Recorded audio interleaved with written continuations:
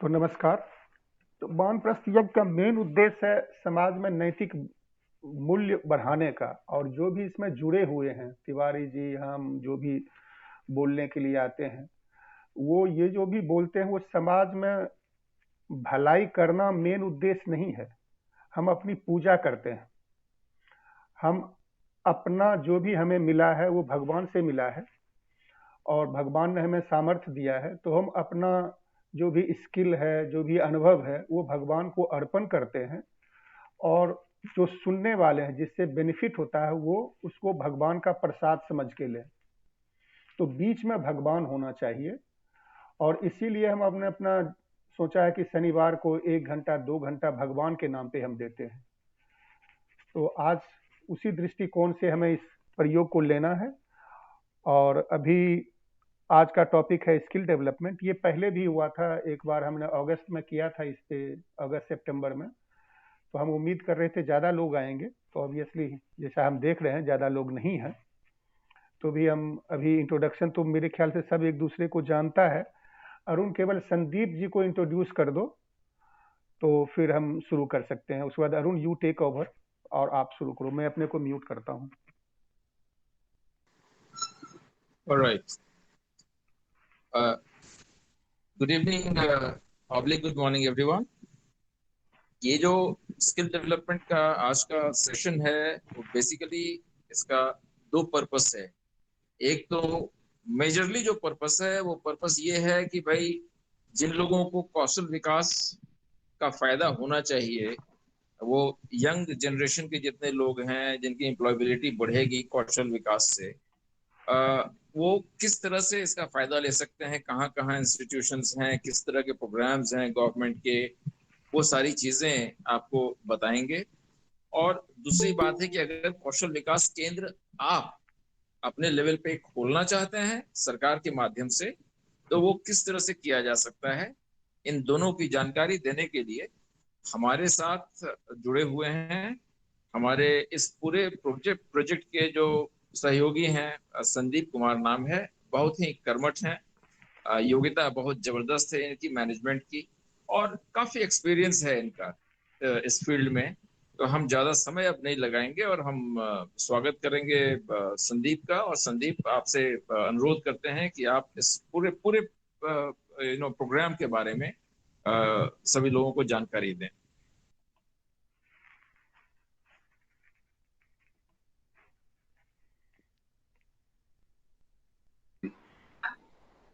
संदीप, आप mute good पे हैं। इवनिंग हाँ, बोलिए जी, बोलिए। आवाज आ रही है सर? आ रही है अभी। Good evening sir everyone. मेरा नाम संदीप और मैं बिहार के औरंगाबाद जिले का रहने वाला हूँ।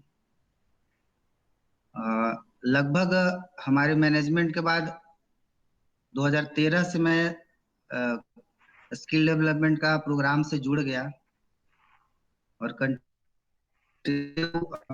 उसी प्रोग्राम से जुड़ा हुआ हूँ। और अभी जो विगत 2-3 वर्षों से मैं हमारे सीनियर अरुण सर हैं, उनके साथ मैं काम कर रहा हूँ। उनका काफी अच्छा सपोर्ट रहता है, काफी अच्छा मार्गदर्शन भी रहता है, और जो मेरा अनुभव है उनके साथ साझा करते हुए, उनके साथ सहभागी और सहयोग बनाते हुए हम अपने आगे के कार्य को करते रहते हैं।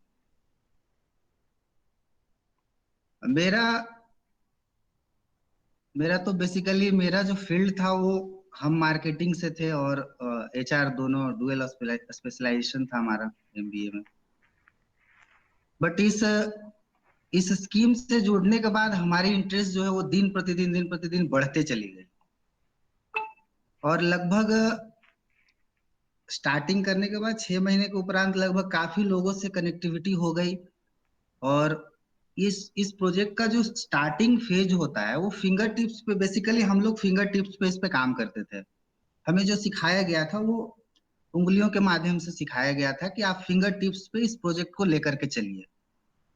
उसके बाद इसमें एक एक फिंगर्स का क्या यूज है, उस फिंगर्स के साथ आप काम करते जाइए।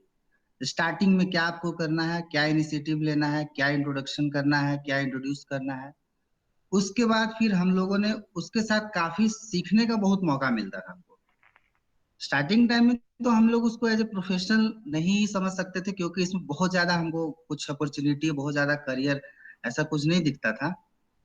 नहीं, बाद में 6 महीने के बाद काफी ज्यादा इंटरेस्ट और काफी ज्यादा हमको इसमें अपॉर्चुनिटी और बहुत ही वास्ट हमको दिखने लगा कि यह जो स्किल डेवलपमेंट है, स्किल प्रोग्राम है, ये ये बहुत छोटे स्तर पे नहीं है, यह संकीर्ण नहीं है, बहुत बड़ा इसका संसार है। तब जाकर के उसी समय से मैं कार्य प्रारंभ किया। सबसे पहले तो 2013 में मैं रांची में ही था, रांची से ही अपना करियर स्टार्ट किया था। Satyendra Narayan Sinha institute of business management एक झारखंड बिहार की पहली बिजनेस स्कूल थी। वहां से मैंने एक प्रोजेक्ट का शुरुआत किया था। उस प्रोजेक्ट का नाम था SDSRY। उसका नाम था शहरी रोजगार ग्रामीण योजना करके। वो बहुत ही छोटा और एक पायलट प्रोजेक्ट था, बहुत ही कम समय के लिए स्टार्ट हुआ था। उसमें मुझे बहुत ज्यादा मौका नहीं मिला काम करने का, लेकिन उसके बाद तुरंत उसी ऑर्गेनाइजेशन में एक प्रोजेक्ट थी जिसका नाम था राष्ट्रीय शहरी आजीविका मिशन योजना, जिसको हम लोग NULM के नाम से जानते थे। बाद में इसका नाम चेंज करके DNULM कर दिया गया, दीनदयाल उपाध्याय अंत्योदय कौशल विकास योजना। ये राज्य सरकार के शहरी ग्रामीण विकास मंत्रालय के शहरी विकास मंत्रालय के द्वारा यह संचालित किया जाता था। इसमें केंद्र का भी स्पॉन्सरशिप रहता था। उसी प्रोग्राम से मैंने आगे बढ़ा। तो मैं आपको बस यही इसका जो बेसिक फंडामेंटल चीज जो स्टार्टिंग है और अभी का क्या स्थिति है, वो दो चीजों के बारे में बताना चाहूंगा। स्टार्टिंग में मैं पहला चीज तो इस योजना को समझने में मुझे कुछ दिन लगे, 2-4 महीने लगे कि आखिर इस योजना है क्या, इस योजना का उद्देश्य क्या है और इससे मुझे क्या फायदा है और जो इससे लोग जुड़े हुए हैं उनको क्या फायदा है। प्रोजेक्ट तो बहुत सारे उसमें डिफरेंट प्रोजेक्ट आते गए। बेसिक जो हमको यही समझ में आया कि स्किल डेवलपमेंट प्रोग्राम एक ऐसा प्रोग्राम है जिसको अगर वास्तविक तौर पे अगर इसको हम लोग अगर अपनाते हैं या कोई भी इसका अगर लाभ लेता है तो इसका उचित लाभ उनको मिल जाता है। बस इसको समझने की आवश्यकता होती है हम लोगों को। तो सबसे पहले हम लोग इस प्रोजेक्ट का जो स्टार्टिंग चीज होता है उस हम 5 फिंगर टिप्स को बहुत ही शॉर्ट में समझा देना चाहता हूँ, बता देना चाहता हूँ। मैं ब्रीफ करना चाहता हूँ कि जो फिंगर टिप्स हम लोगों को क्या बताया जाता था। बेसिकली इस प्रोग्राम का मोटिव था कि हम लोगों को वैसे लोगों को चुन करके वहां तक ले जाए जहां तक इस योजना का मकसद है सफल हो जाए। तो योजना में कैसे लोगों को चुनना था और कहां तक ले जाना था, यह सबसे मुख्य चीज थी। योजना में वैसे लोगों को चुनना था जो लोग, पहला तो सरकार का अपना क्राइटेरिया होता था कि BPL वालों को लेना है, जिसका इनकम बहुत कम है, 40,000 से नीचे इनकम है, उन लोगों को लेना था। उसमें कुछ स्कीम ऐसे थे जो गांव के लोगों को उसमें जोड़ा जा सकता था। कुछ स्कीम था कि जो शहर के लोगों को, शहर के गरीब लोगों को जोड़ना था। इस प्रकार मैंने जो कार्य शुरू किया था वो था पहला राष्ट्रीय शहरी आजीविका मिशन के तहत। वहां क्या सभी प्रोजेक्ट में इसी तरह का काम होता है। सबसे पहला चीज होता है कि हम वैसे लोगों को चुनते हैं जो लोग पढ़ाई करने के दौरान पढ़ाई छोड़ दिए और वो आगे पढ़ने में सक्षम नहीं हुए, और अगर पढ़ लिख करके अगर कुछ एक लेवल तक एक समय तक पढ़ाई किया उन्होंने, उसके बाद उन्होंने पढ़ाई छोड़ दिया, या तो परिवार सक्षम नहीं या तो लड़का खुद सक्षम नहीं है या तो फिर रोजगार उनको मुहैया नहीं हुआ। हम लोग वैसे लोगों को टारगेट करते थे। वैसे लोगों को जाकर के यह बताते थे कि आपको अपनी कैरियर जो है वो कैसे बनाना है, आप क्या करना चाहते हैं, ये टारगेट रहता था। तो हम लोग उन्हीं लोगों को जाकर के पकड़ते थे जो लोग सक्षम नहीं थे कि यह हम आगे की मैट्रिक उन्होंने कर लिया, 10वीं की पढ़ाई कर ली है, 11वीं करे, 12वीं करे या कुछ भी करे, ITI करे, वो सक्षम नहीं रहते थे कि हम आगे की पढ़ाई कैसे करें। हम लोगों को इसी योजना के माध्यम से उन लोगों को जोड़ना चाहते थे, उनको बताते थे। तो पहला जो मेरा काम था एक्चुअल मोबिलाइजेशन, एक्चुअल कैंडिडेट्स जो नीडी कैंडिडेट्स है, जो इसका बेनिफिशियरी बनने लायक है, उसको हम लोग पकड़ते थे। तो पहला काम हम लोग मोबिलाइजेशन पे फोकस करते थे। मोबिलाइजेशन भी बहुत तरह का मोबिलाइजेशन होता था। हम लोग गांव गांव जाकर के लोगों से मिलते थे, गांव के ग्राम प्रधान से मिलते थे, मुखिया से मिलते थे, सरपंच से मिलते थे, जिला परिषद से मिलते थे। इवन बड़े अगर मास लेवल पे लोगों को जरूरत होती तो हम लोग एमएलए और एमपी से भी जाकर के मीटिंग करते थे कि सर आपके जो क्षेत्र के लोग हैं वो हम अपनी योजना के बारे में बताना चाहते हैं, ये सरकार की योजना है जिसको जोड़ना है। मोबिलाइजेशन को हम लोग सबसे पहला फिंगर्स में हम लोग सबसे छोटी फिंगर्स को लेकर के चलते थे कि हम लोग मोबिलाइजेशन सबसे पहले उसको हम लोग करें, सही कैंडिडेट तक पहुंचे और सही कैंडिडेट का चुनाव करें। संदीप जी, जो है संदीप जी जी, जी सर, हाँ जी आप सर, बहुत अच्छा बता रहे हैं। हमें एक चीज जरा पूछनी थी, चूंकि लोग यंग हैं, नए हैं, तो शायद हाँ न सर, समझ पा रहे हूँ। हाँ तो सर। दो चीजें पूछनी थी। फिंगर्स के क्या से क्या मतलब है आपका? वो टर्म आपके बिजनेस का है, तो मैं समझता हूँ नहीं कि नहीं सर, ये बिजनेस का टर्म नहीं है, यह कार्यशैली का एक तौर तरीका मुझे बताया गया था। मैं जी कोई जी इसको जी। बिजनेस परिप्रेक्ष्य में मैं नहीं बता रहा हूँ। तो शाखा क्योंकि मतलब, सर देखिए, शाखा, फिंगर्स का मतलब शाखा, कई शाखाएं हैं। नहीं नहीं नहीं नहीं, शाखा, आप सर आप समझ सकते हैं कि ये एक तरह से हम लोग जैसे किसी भी कार्य को किसी भी ब्रांचेज में अगर डिवाइड कर सकते हैं, उसको पार्ट वाइज कर सकते हैं, सेक्शन अच्छा, वाइज कर सकते हैं, ठीक इसको है, आप समझ सकते हैं। ठीक है, ठीक है। दूसरी चीज हम इसीलिए पूछना मैं, चाहते, दूसरी चीज पूछना चाहते थे कि जी ये जो योजना जो है, वो जी जो ग्राउंड लेवल पर जिन जिन लोगों को आप इसमें जुड़ा रहे हैं गांव गांव जाके, वो क्या जी सीखेंगे? मतलब रिपेयर करना सीखेंगे चीजें, क्या रिपेयर करना सीखेंगे, उस तरीके का काम है क्या, ताकि लोग जो यहाँ हैं, जो स्टूडेंट्स हैं, वो जान सकें कि बॉटम लाइन क्या है, क्या क्या करेंगे वो। मैं सर 2 से 3 मिनट में इसको मैं समझा देता हूँ, उसके बाद मैं उसके गहराई को और उसके अंदर जो चीजें हैं उसके बारे में मैं एक एक चीजों का जवाब दे दूंगा। जी जी तो मैं यही कहना चाह रहा था कि जो मैंने जो कार्यशैली जो फिंगर टिप्स में समझा था, तो एक्चुअली स्किल डेवलपमेंट में ऐसा नहीं होता है कि हम स्किल डेवलपमेंट, एक स्किल तो एक ब्रॉड वर्ड हो जाता है, बहुत ही अपार बड़ा सा वर्ड है, उसमें समझने की चीज होती है। तो हम लोग बेसिकली स्किल डेवलपमेंट में होता क्या है, यही चीज को बताना चाह रहे थे। तो पहला एक्चुअली हम लोग मोबिलाइजेशन पार्ट को समझते हैं और मोबिलाइजेशन करते हैं।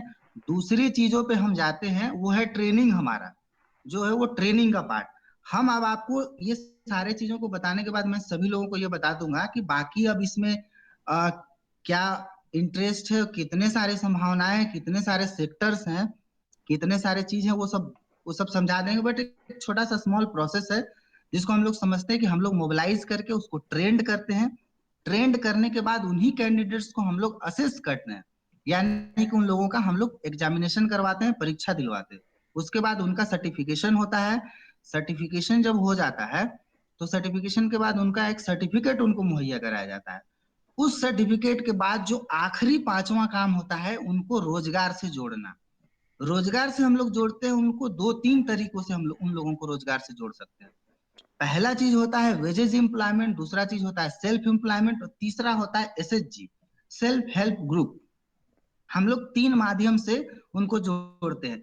तो बस मेरा यही जो था वो संक्षेप में यही कहना था कि हम लोग स्किल डेवलपमेंट को बस 5 उंगलियों पे समझते हैं, इसको चलाते हैं।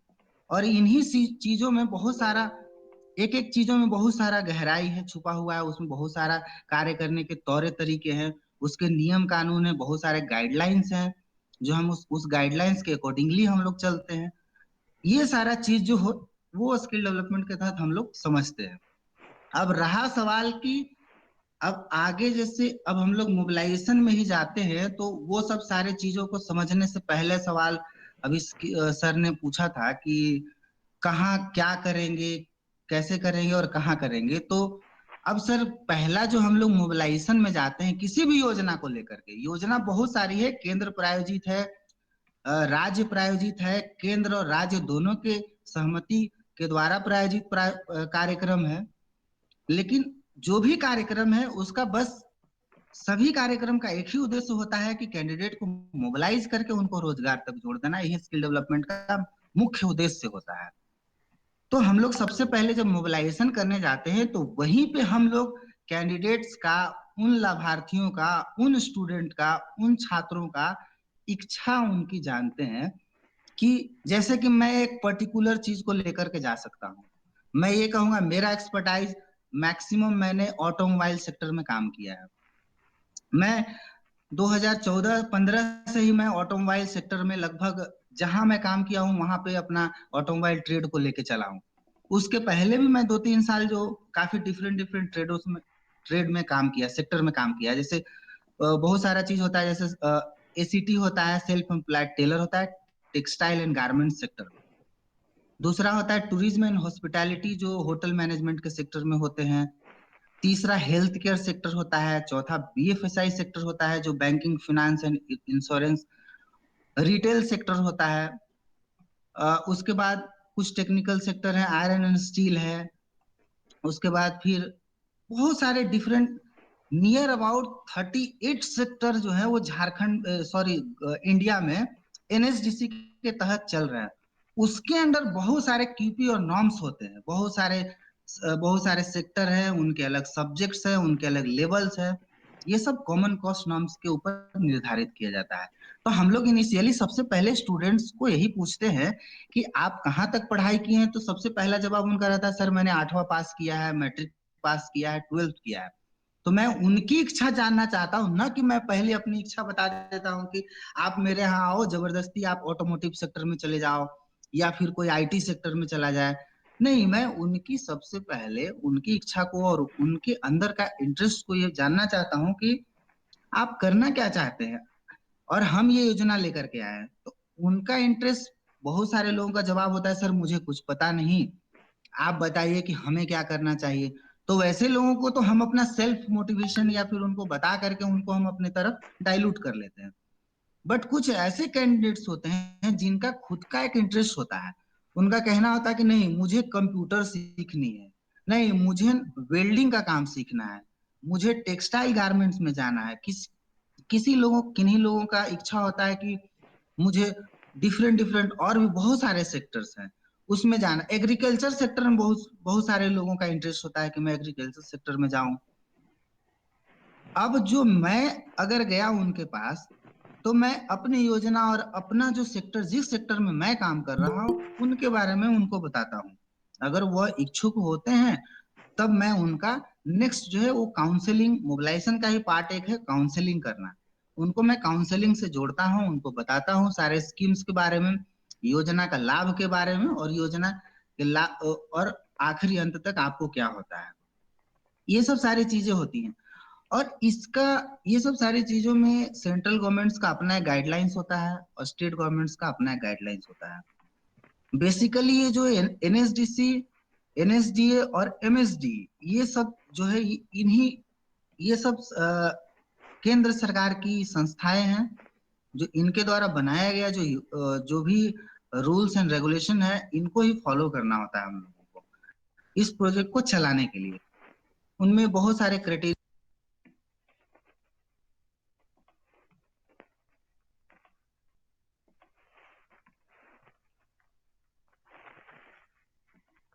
संदीप जी आपका फोन म्यूट हो गया है।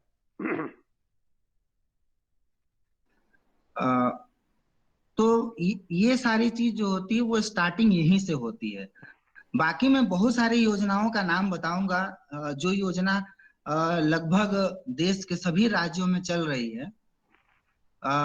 जैसे हम लोग बिहार से बिलोंग करते हैं और झारखंड से भी कुछ लोग बिलोंग करते हैं या फिर झारखंड में रहते भी हैं। तो हम लोग बेसिकली दो तरह के कंपोनेंट्स होते हैं। एक स्टेट कंपोनेंट्स होते हैं, एक सेंट्रल कंपोनेंट्स होते हैं।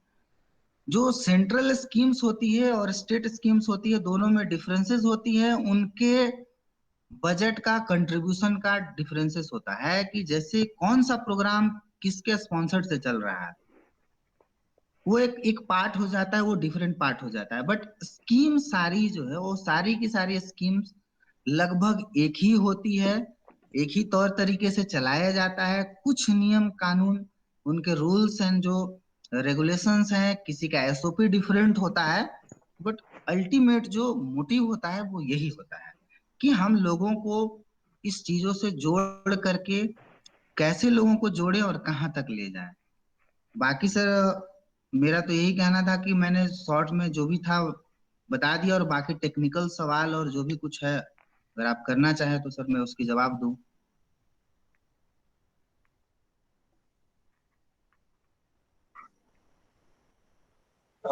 Sandeep, yes sir. संदीप, अभी इनके लिए ये चीज बताना, क्योंकि काफी जो सुन रहे हैं वो यंग लोग हैं, अभी जो कहीं ना कहीं आज अगर नहीं ढूंढ रहे हैं तो कुछ ऐसे लोगों को जान रहे होंगे जिन्हें स्किल डेवलपमेंट सेंटर्स की तलाश होगी, कहाँ पे वो जा सकते हैं, किनसे कांटेक्ट कर सकते हैं, डिस्ट्रिक्ट लेवल पे कहाँ पे कांटेक्ट कर सकते हैं, ये सारी जानकारी अगर इनको दे सको। और उसके अलावा स्किल डेवलपमेंट के पूरे प्रोसेस में एक स्टूडेंट को किस तरह से गुजरना पड़ता है। हम लोग अभी जो बात कर रहे हैं वो एक जनरल बात कर रहे हैं कि हम ऐसे जी करते हैं, हम ऐसे करते हैं, राइट सर। लेकिन राइट। स्टूडेंट को क्या उसके मन में बहुत तरह के सवाल होंगे कि मेरा अपना खर्चा लगेगा क्या, हमको रहने के लिए कुछ जगह मिलेगी क्या, हॉस्टल कहीं होगा, हॉस्टल में कितना पैसा देना होगा, किताबें मुझे कौन देगा, खाना मुझे कौन खिलाएगा। ये सारी बातें जो है वो हम अभी विस्तार से, एक समझ लो ना कि कोई एक लड़का गांव में हम गए हैं, वो हमसे 50 सवाल पूछ रहा है, उन सवालों के जवाब हम अभी दे सकते हैं।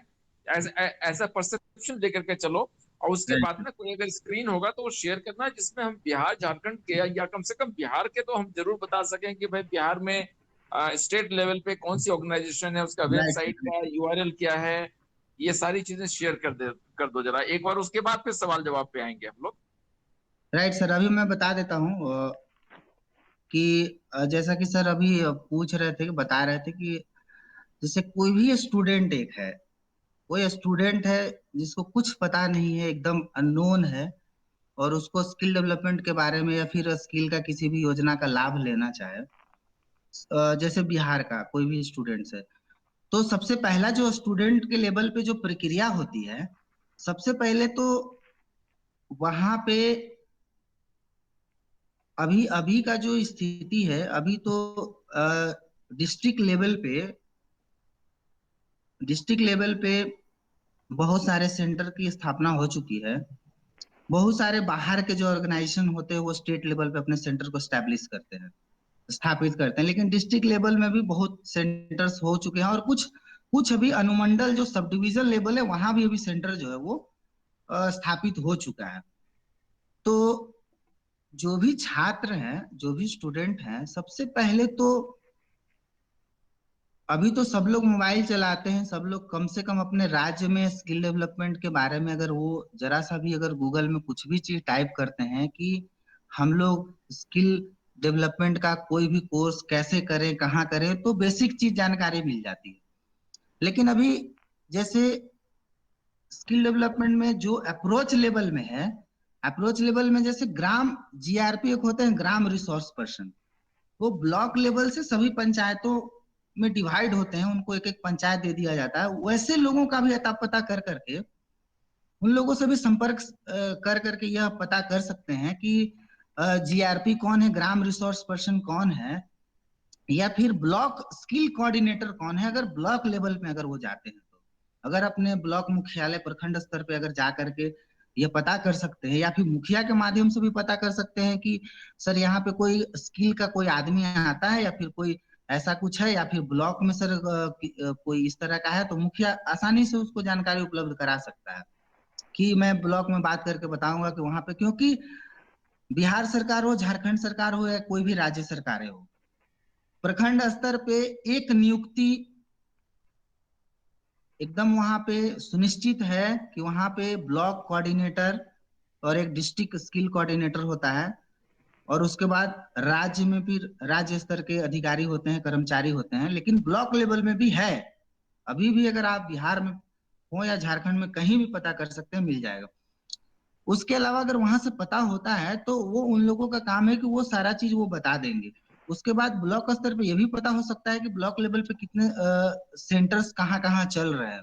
नहीं तो वो गूगल के माध्यम से भी सेंटर चला सकते हैं। मैं एक साइट बता दूंगा, बिहार में भी और झारखंड में भी उस साइट ओपन साइट है, बिना लॉगिन का भी वहां से वो सारे केंद्र के बारे में पता कर सकते हैं, योजना के बारे में पता कर सकते हैं। और सबसे बेसिक सवाल है कि कोई भी छात्र इसमें कैसे जुड़े, क्या लाभ ले और उनको क्या प्रक्रिया होती है। तो छात्रों से मैं यही कहना चाहूंगा कि उनकी प्रक्रिया काफी साधारण होती है, उन्हें किसी भी प्रकार का कोई बहुत परेशानी नहीं होती, बहुत ही कोई टफ प्रोसेस नहीं होता है। सिंपली होता क्या है कि अगर आप कनेक्ट हो गए किसी भी कौशल विकास केंद्र के कर्मचारी से, तो उनको सिर्फ और सिर्फ एक बेसिक सा डॉक्यूमेंट उनको देना पड़ता है, जो आधार कार्ड होता है, बीपीएल होता है, आय से संबंधित प्रमाण पत्र होता है, आवासीय प्रमाण पत्र होता है, अपना एक फोटोग्राफ्स होता है और एक अपना शैक्षणिक प्रमाण पत्र होता है। ये सब बेसिक दस्तावेज जो है उनसे मांग की जाती है। और ये बेसिक दस्तावेज के बाद अगर वो केंद्र तक पहुंच जाते हैं, अपनी इच्छा को बता देते हैं कि मैं ये वहां, जैसे एक सवाल और है कि बहुत सारे संस्थाएं जो काफी डिफरेंट सेक्टर्स में काम कर रहे हैं। ऐसा नहीं है कि उस संस्था में सिर्फ एक ही चीजों का प्रशिक्षण चलता है, वहां पे 4-5 चीजों का कम से कम प्रशिक्षण चलता है। कुछ ऐसी संस्थाएं हैं जो कम से कम 5 सेक्टर में 5 डिफरेंट तरह के प्रशिक्षण वहां पे मुहैया कराते हैं। अब वहां जाने के बाद साधारण सी प्रक्रिया होती है। जब आप अपने सारे दस्तावेज अगर ऑफिस में जमा कर देते हैं तो आपकी रजिस्ट्रेशन की जाती है उस योजना के तहत। एक ऑनलाइन रजिस्ट्रेशन की प्रक्रिया होती है, उनको एक रजिस्ट्रेशन कर दिया जाता है। रजिस्ट्रेशन करने के बाद उनके मोबाइल में एक मैसेज चला जाता है, उसके बाद उनको सूचना दी जाती है कि आपकी क्लासेस प्रारंभ होगी। दूसरा चीज की रजिस्ट्रेशन से लेकर के सबसे बड़ा इस विषय का सबसे बड़ा मुख्य चीज है कि जो भी छात्र, जो भी लाभार्थी इस योजना का लाभ लेते हैं, उनको एडमिशन प्रक्रिया से लेकर के रोजगार से जुड़ने तक कहीं भी कोई एक पैसे की मांग नहीं की जा सकती है। यह एकदम सख्त निर्देश होता है और इस योजना का सबसे मुख्य एक केंद्र बिंदु है कि आप कभी भी किसी भी परिस्थिति में, किसी भी कार्य के लिए, किसी भी स्टेप्स के लिए, प्रोसेस के लिए आप छात्र से, कैंडिडेट से कोई पैसा नहीं ले सकते हैं। स्कीम 2 तरह का होता है इसमें भी। इसमें एक आवासीय रेसिडेंशियल होता है, एक नॉन रेसिडेंशियल होता है। रेसिडेंशियल योजना बड़े स्कीम के तहत चलाई जाती है, नॉन रेसिडेंशियल योजना जो होती है वो छोटे स्कीम्स के तहत चलाई जाती है। अब आपको अपनी इच्छा के अनुसार और आपकी उपलब्धता के अनुसार आप किस तरह का केंद्र पे पहुंचे हैं और आपको वहां पे किस तरह का प्रशिक्षण दिया जाएगा और वहां पे क्या योजना चल रही है। जैसा कि पीएमकेवीवाई योजना होती है वो नॉन रेसिडेंशियल होती है, एक पीएमके भी होती है, प्रधानमंत्री कौशल केंद्र होती है। तो बहुत सारी योजना, कुछ रेसिडेंशियल प्रोग्राम है। बिहार में कौशल युवा प्रोग्राम एक चलता है, वो बहुत बड़े लेवल पे चलता है। तो बहुत सारी योजना है जिसके बारे में बताऊंगा। तो छात्र को मैं यही कहना चाहूंगा कि उन्हें कोई पैसा, ना एडमिशन का पैसा लगता है, ना उन्हें ट्रेनिंग लेने में जितने दिनों का ट्रेनिंग होगा उतना प्रशिक्षण का कोई शुल्क लिया जाता है। उनकी जब एग्जामिनेशन के लिए जब उनको नामित किया जाता है, उनका एग्जामिनेशन होता है, वो भारत सरकार की जो है वो सेक्टर स्किल काउंसिल जो होती है, वो भारत सरकार की एक संस्था, एक बॉडी है जो उन लोगों को एग्जामिनेशन लेती है और वही सर्टिफिकेट प्रदान करती है। उस प्रक्रिया में भी कोई एक पैसा नहीं लगता है। उसके बाद जब वो उस एग्जामिनेशन को पास कर लेते हैं तो उनको एक सर्टिफिकेट मुहैया कराया जाता है।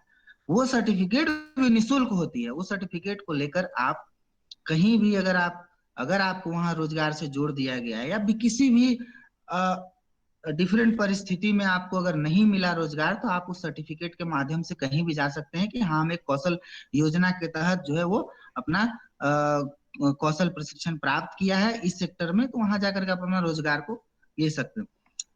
इसमें आपको फिर मैं दोहराना चाहता हूं कि कहीं भी कोई पैसा नहीं लगता है। नॉन रेसिडेंशियल प्रोग्राम में होता क्या है कि उन लोगों को प्रशिक्षण निःशुल्क दिया जाता है, एडमिशन निःशुल्क होता है, उनके साथ उनको एक लर्निंग मटेरियल किट जो होता है वो प्रदान किया जाता है, जिसमें बुक्स होते हैं, उसमें कुछ स्टडी मटेरियल्स जैसे कॉपी, पेन होते हैं और उनमें कुछ ऐसे स्कीम्स हैं जिसमें ड्रेस भी मुहैया कराया जाता है, बुक्स भी मुहैया कराया जाता है।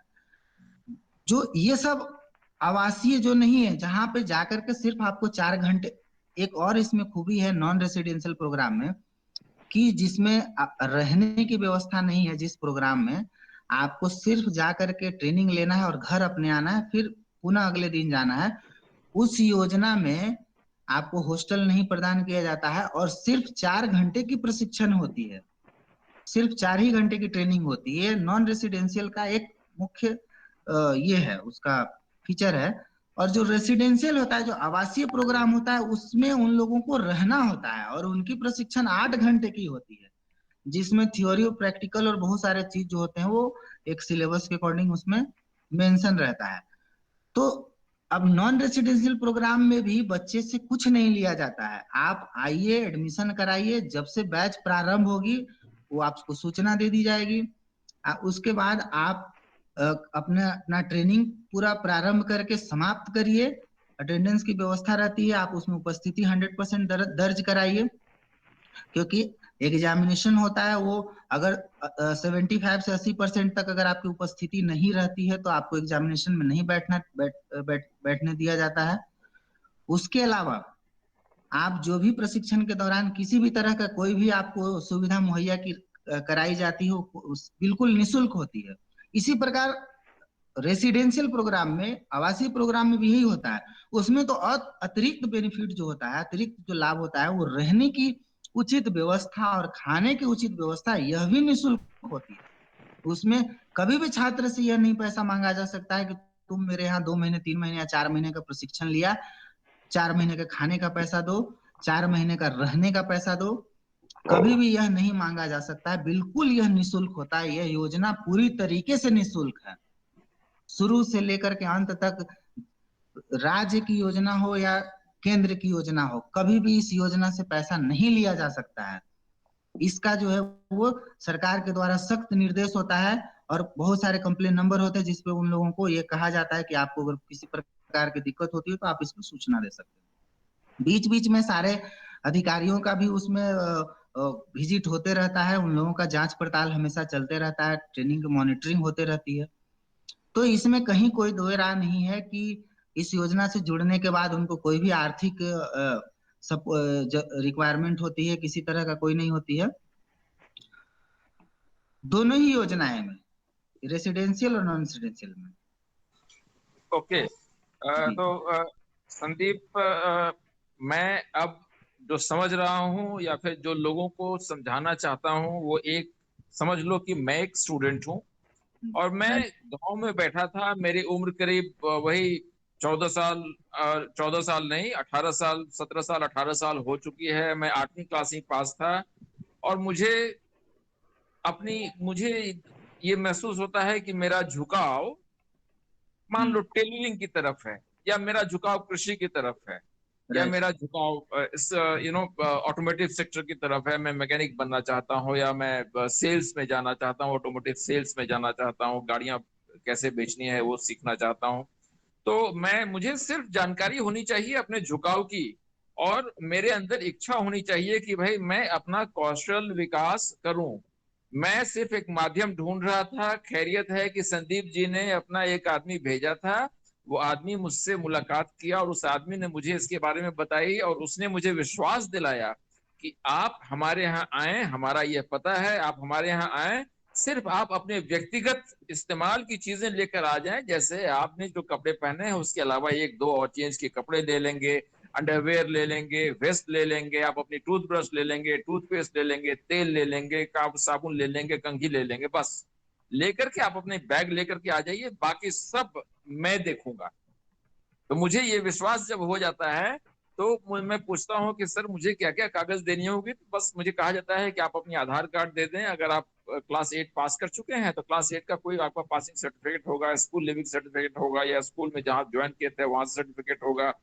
गांव का अगर आपके पास, आजकल तो आधार में ही आपके पास गांव का भी एड्रेस है, वो सारी चीजें हैं। उसके अलावा भी अगर कोई है चीजें तो आप प्रज्ञा केंद्र से बनवा लें, जल्दी बनवा करके मुझे दे दें और मेरे यहाँ आ जाएं। मैं जब आपके यहाँ पहुंचता हूँ तो पहुंचने के बाद मुझसे कुछ नहीं पूछा जाता है। मेरे सारे डॉक्यूमेंट्स जो हैं वो सारी बातें करते हैं और मेरे डॉक्यूमेंट्स को आप अपनी सरकारी जो आपकी वेबसाइट है उस पर आप लोड कर देते हैं।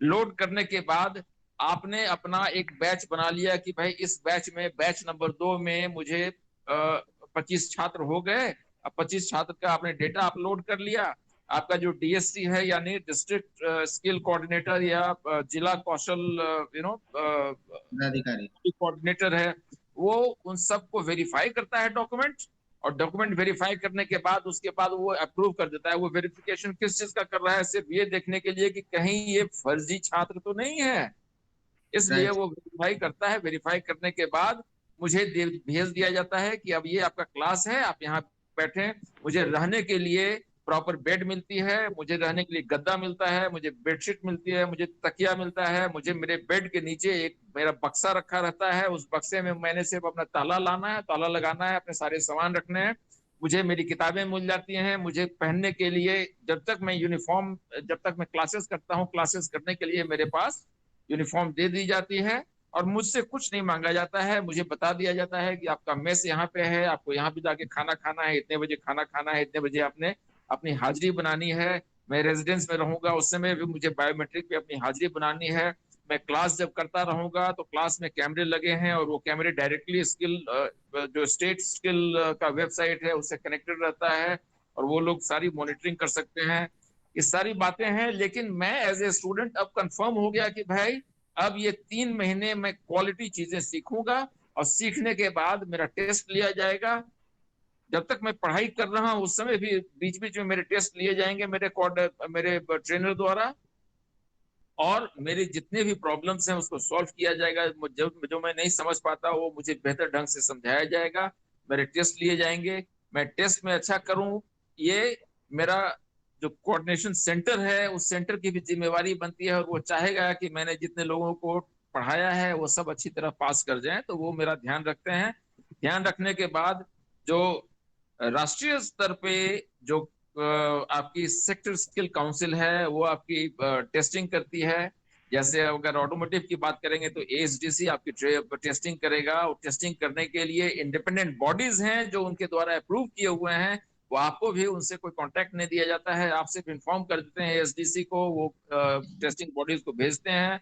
4-6 लोग जो भी आए, 2-3 लोग आए, जो भी आए, उनका एक क्वेश्चन पेपर का पैटर्न है, वो टेस्ट करेंगे, टेस्ट करने के बाद वो चले जाते हैं, आप पास कर जाते हैं, आपको सर्टिफिकेट मिल जाता है। वो सर्टिफिकेट आपका लाइफ टाइम सर्टिफिकेट है, और उस सर्टिफिकेट के आधार पर आपको जॉब मिल जाती है। और जॉब मिलने के बाद अब आपकी स्किल है कि उस जॉब में आप कैसे आगे बढ़ते चले जाते हैं। अब दूसरी बात आती है, क्या मैं सिर्फ एक सेक्टर का मैंने सीख लिया बस इतना ही है, या मैं चाहूं तो दूसरे सेक्टर भी कर सकता हूं? हाँ, आप कर सकते हैं, ये सारी चीजें हैं। तो ये मैंने एज ए स्टूडेंट, मैं एक स्टूडेंट होकर के मैं जाऊं तो मुझे क्या क्या महसूस होगा, मैं कितने कितने लोगों से मिलूंगा, वो सारी चीजें मैं समझाने की कोशिश कर रहा था। अब आगे आपके जो भी सवाल होंगे, जो भी चीज होंगे, वो संदीप जी आपसे अब बात करेंगे।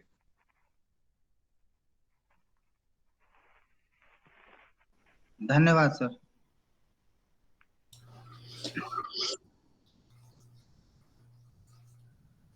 तिवारी जी पूछिए। हम 1-2 सवाल हैं हमारे, हम पूछना चाहते थे खासकर बच्चों को जमीनी लेवल पर कुछ जानने के लिए। तो अरुण जी, संदीप जी, आपने बड़ा अच्छा बताया उनके जो डिटेल्स हैं कि क्या क्या मिलता है और फ्री एजुकेशन है। तो मुझे लगता है कि ये एक तरीके से मुफ्त की ट्रेनिंग है, मैं सही हूँ? राइट सर, राइट, बिल्कुल सही सर। ओके। दूसरा चीज सवाल है मेरा कि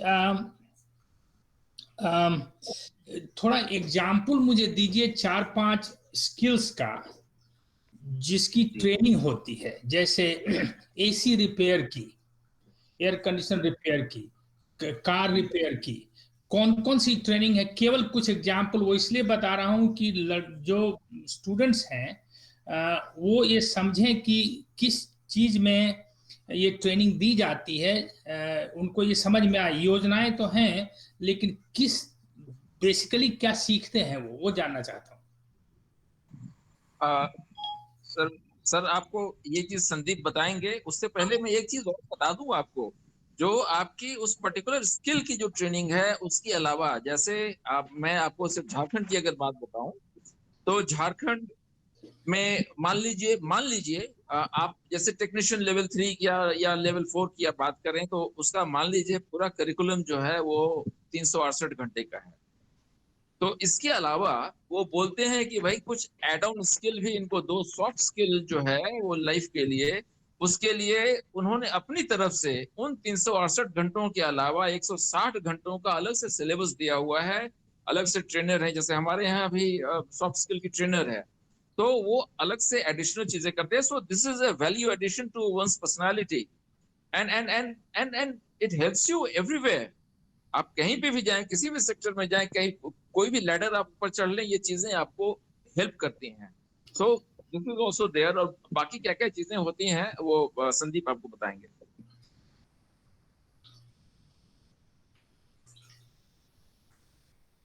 संदीप।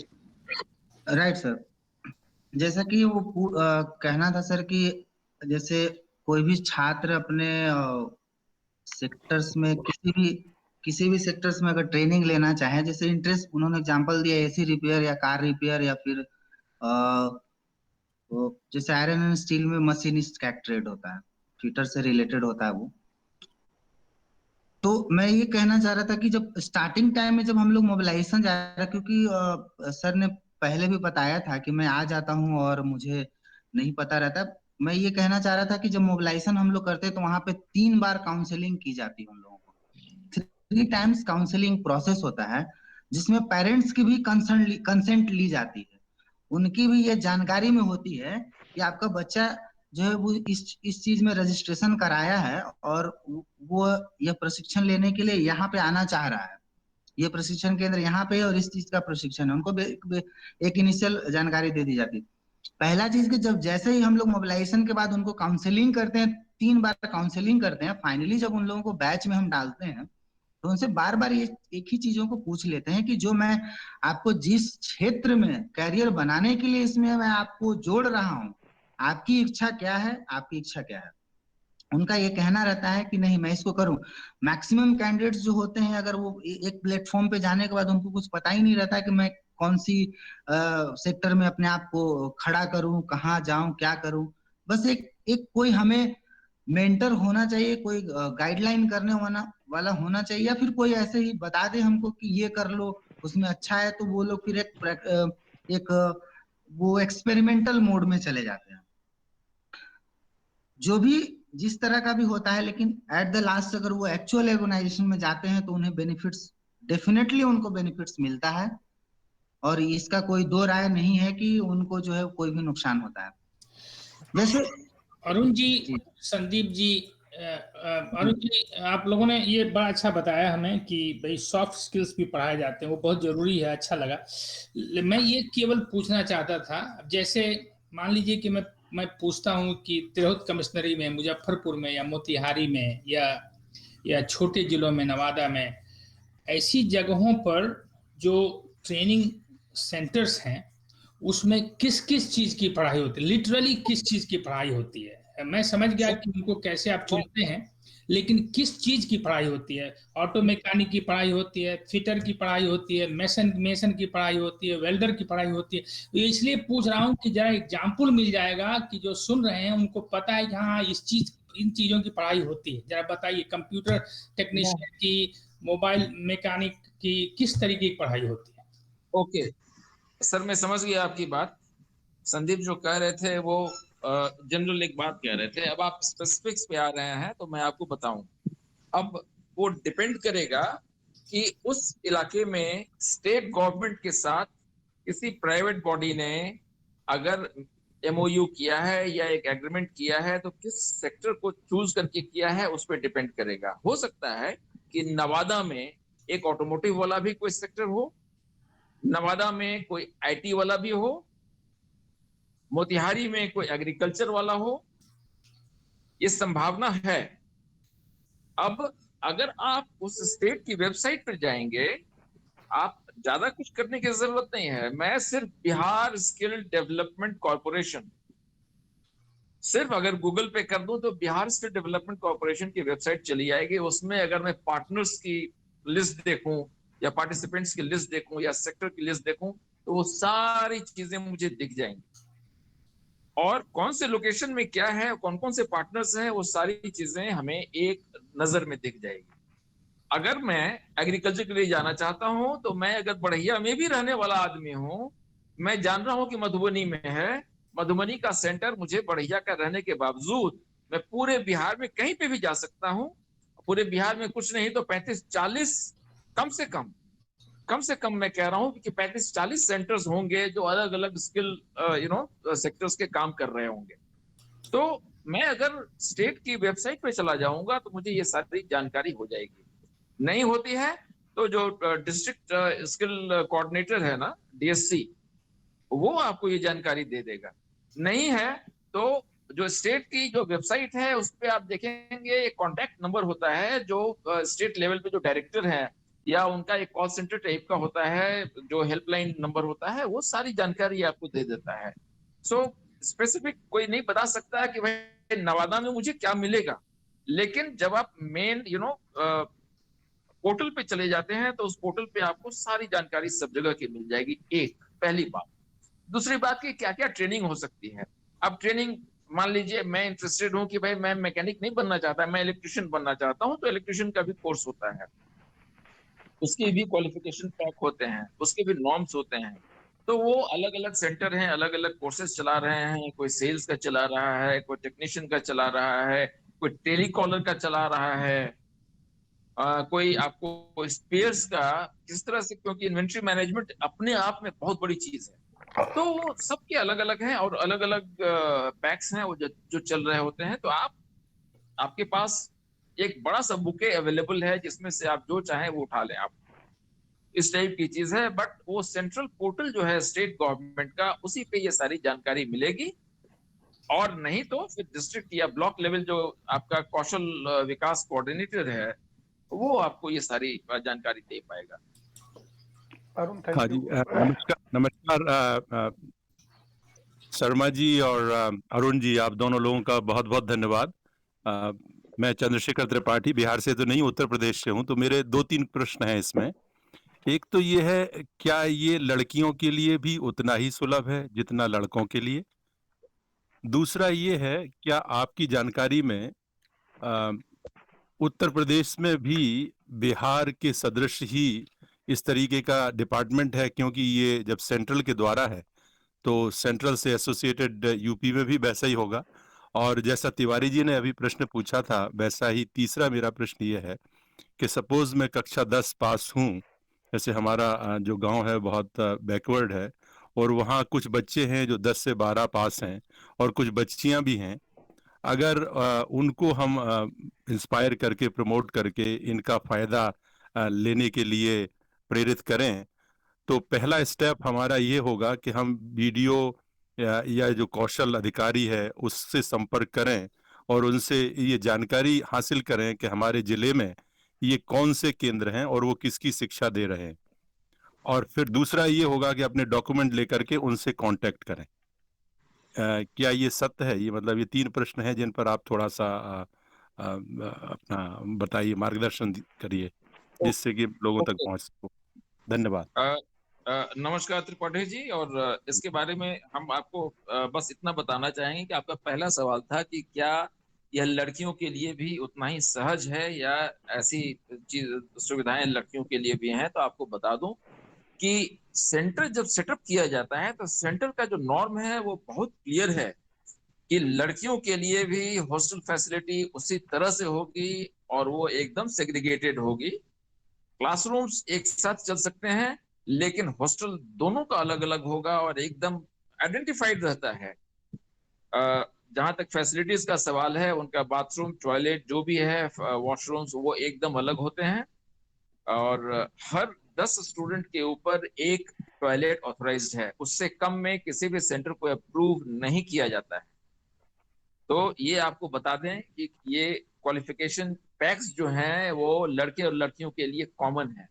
लड़कियों के लिए भी उतना ही नहीं है, सेंटर के ऊपर विकलांग के लिए भी फैसिलिटी देनी जरूरी है। अगर आप नहीं देते हैं तो आपके पॉइंट कटे जाते हैं और आपको किसी भी हालत में देना पड़ता है। अदरवाइज आपके पॉइंट कटते हैं और आप क्वालिफाई फिर नहीं कर पाते हैं। एज ए सेंटर की रेटिंग होती है 3 स्टार, 4 स्टार, 5 स्टार रेटिंग होती है और हर एक साल इसका रिव्यू किया जाता है। ऐसा नहीं है कि मैंने सेंटर बना लिया और 5 साल तक मस्ती करता रहूं, जो मन में आए सो करता रहूं। हर एक साल सेंटर का रिव्यू होता है। अगर आपने जो फैसिलिटीज दी हैं उस फैसिलिटी में कोई भी कमी होती है तो आपको डिस्क्वालीफाई भी किया जा सकता है। तो इतना बड़ा इंफ्रास्ट्रक्चर बनाने के बाद आप डिस्क्वालीफाई, कोई नहीं होना चाहता है, इसलिए वो लोग सारी चीजें मेंटेन करते हैं। पहली बात हो गई ये लड़कियों की फैसिलिटी के बारे में। दूसरा सवाल था आपका कि कैसे वहां पे मतलब जा सकते हैं। तो जाने के लिए मैंने बताया कि पोर्टल के माध्यम से सबसे अच्छी जानकारी आपको मिल सकती है, और नहीं तो फिर आप ब्लॉक लेवल पे लोगों से जानकारी ले लें। तीसरा सवाल भी वही था कि जो लोग कम क्वालिफिकेशन जिनका है वो जा सकते हैं या नहीं जा सकते हैं। क्वालिफिकेशन देखिए, मिनिमम जो है वो हर एक के लिए क्वालिफिकेशन पैक अलग अलग है हर एक सेक्टर के लिए। अब मान लीजिए एक मेसनरी का सेक्टर है, वो एक्चुअली आर्किटेक्चर एंड कंस्ट्रक्शन का एक अलग सेक्टर ऑल टुगेदर है। जैसे मेसनरी भी है जिसमें आपका टाइल लगाने वाला है, उसका एक अलग क्यूपी है। क्यूपी मतलब मैं बोल रहा हूँ क्वालिफिकेशन पैक। तो सबके लिए अलग अलग है, और जो जैसा चाहे वैसा वहां अटेंड कर सकता है। आपके ब्यूटिशियन के कोर्सेज हैं, उसमें मेल और फीमेल दोनों की हैं। वो सारी मतलब मैं क्या आपको बताऊं, आप जो सोच सकते हैं वो सारी चीजें अभी ऑलरेडी हैं, क्योंकि ये काफी आगे तक आ गया। बिहार में जो फैसिलिटीज हैं वही झारखंड में है, वही यूपी में है, वही in fact all over India, all states and union territories के लिए सेम नॉर्म है, which is decided by the NSDC. और एनएसडीसी के जो अलग अलग सेक्टर काउंसिल्स बने हुए हैं, सारों की ऑफिस दिल्ली में ही है, वो इसको ओवरऑल एनएसडीसी के बिहाफ पर इसको मॉनिटर करते हैं। मैंने आपका जवाब दे दिया ना? नहीं, आपने बिल्कुल बहुत सुंदर तरीके से जवाब दिया। मेरा एक प्रश्न जस्ट इसमें एक्सटेंडेड और है, क्या इसमें हायर एज लिमिट भी है? क्योंकि आपने जब बोला टाइल लगाने का या कारीगर का, तो मुझे ध्यान आया जैसे गांव में 2-3 कारीगर हैं जिनकी एज थोड़ी ज्यादा है, तो क्या वो भी स्किल को अपने को शार्पन कर सकते हैं? जस्ट टू क्या एज लिमिट है, मतलब मिनिमम क्या है और मैक्सिमम एज लिमिट क्या है वहां पर जाने के लिए और इस सुविधा को प्राप्त करने के लिए? मैं समझ गया आपकी बात सर। इसमें there is nothing like minimum age limit. तो ये है कि आप जॉब लेने के लिए आप बाल मजदूरी तो कर नहीं सकते, इसलिए आपको कम से कम आई बिलीव 18 इयर्स कम से कम होना चाहिए। मैक्सिमम एज लिमिट इसके लिए नहीं है। और उसके लिए एक और प्रोग्राम है, जो लोग ऑलरेडी ये काम कर रहे हैं वो हर एक सेक्टर में there is something called RPL, recognition of prior learning. तो आपने अगर कोई काम ऑलरेडी कर रहे हैं तो उसके लिए आपको सर्टिफिकेशन लेनी होती है, या उसमें कुछ एडिशनल करना चाहते हैं तो कुछ एक ट्रंकेटेड प्रोग्राम है जो आपको करना होता है। उस सेक्टर स्किल काउंसिल के माध्यम से जो भी सेंटर है वहां पे वो प्रोग्राम करके और आपकी सर्टिफिकेशन हो जाती है, और ऑब्वियसली आपकी एम्प्लॉयबिलिटी बढ़ जाती है उसमें। तो RPL वाले प्रोग्राम में आप कनेक्ट हो सकते हैं, जो इन्हीं सेक्टर्स के, इन्हीं ट्रेनिंग सेंटर्स के या सर्विस प्रोवाइडर्स के थ्रू दिए जाएंगे आपको। धन्यवाद अरुण जी। किसी और को कोई प्रश्न? अरुण, अगर किसी को प्रश्न है तो मेरे बहुत सारे प्रश्न हैं इसमें।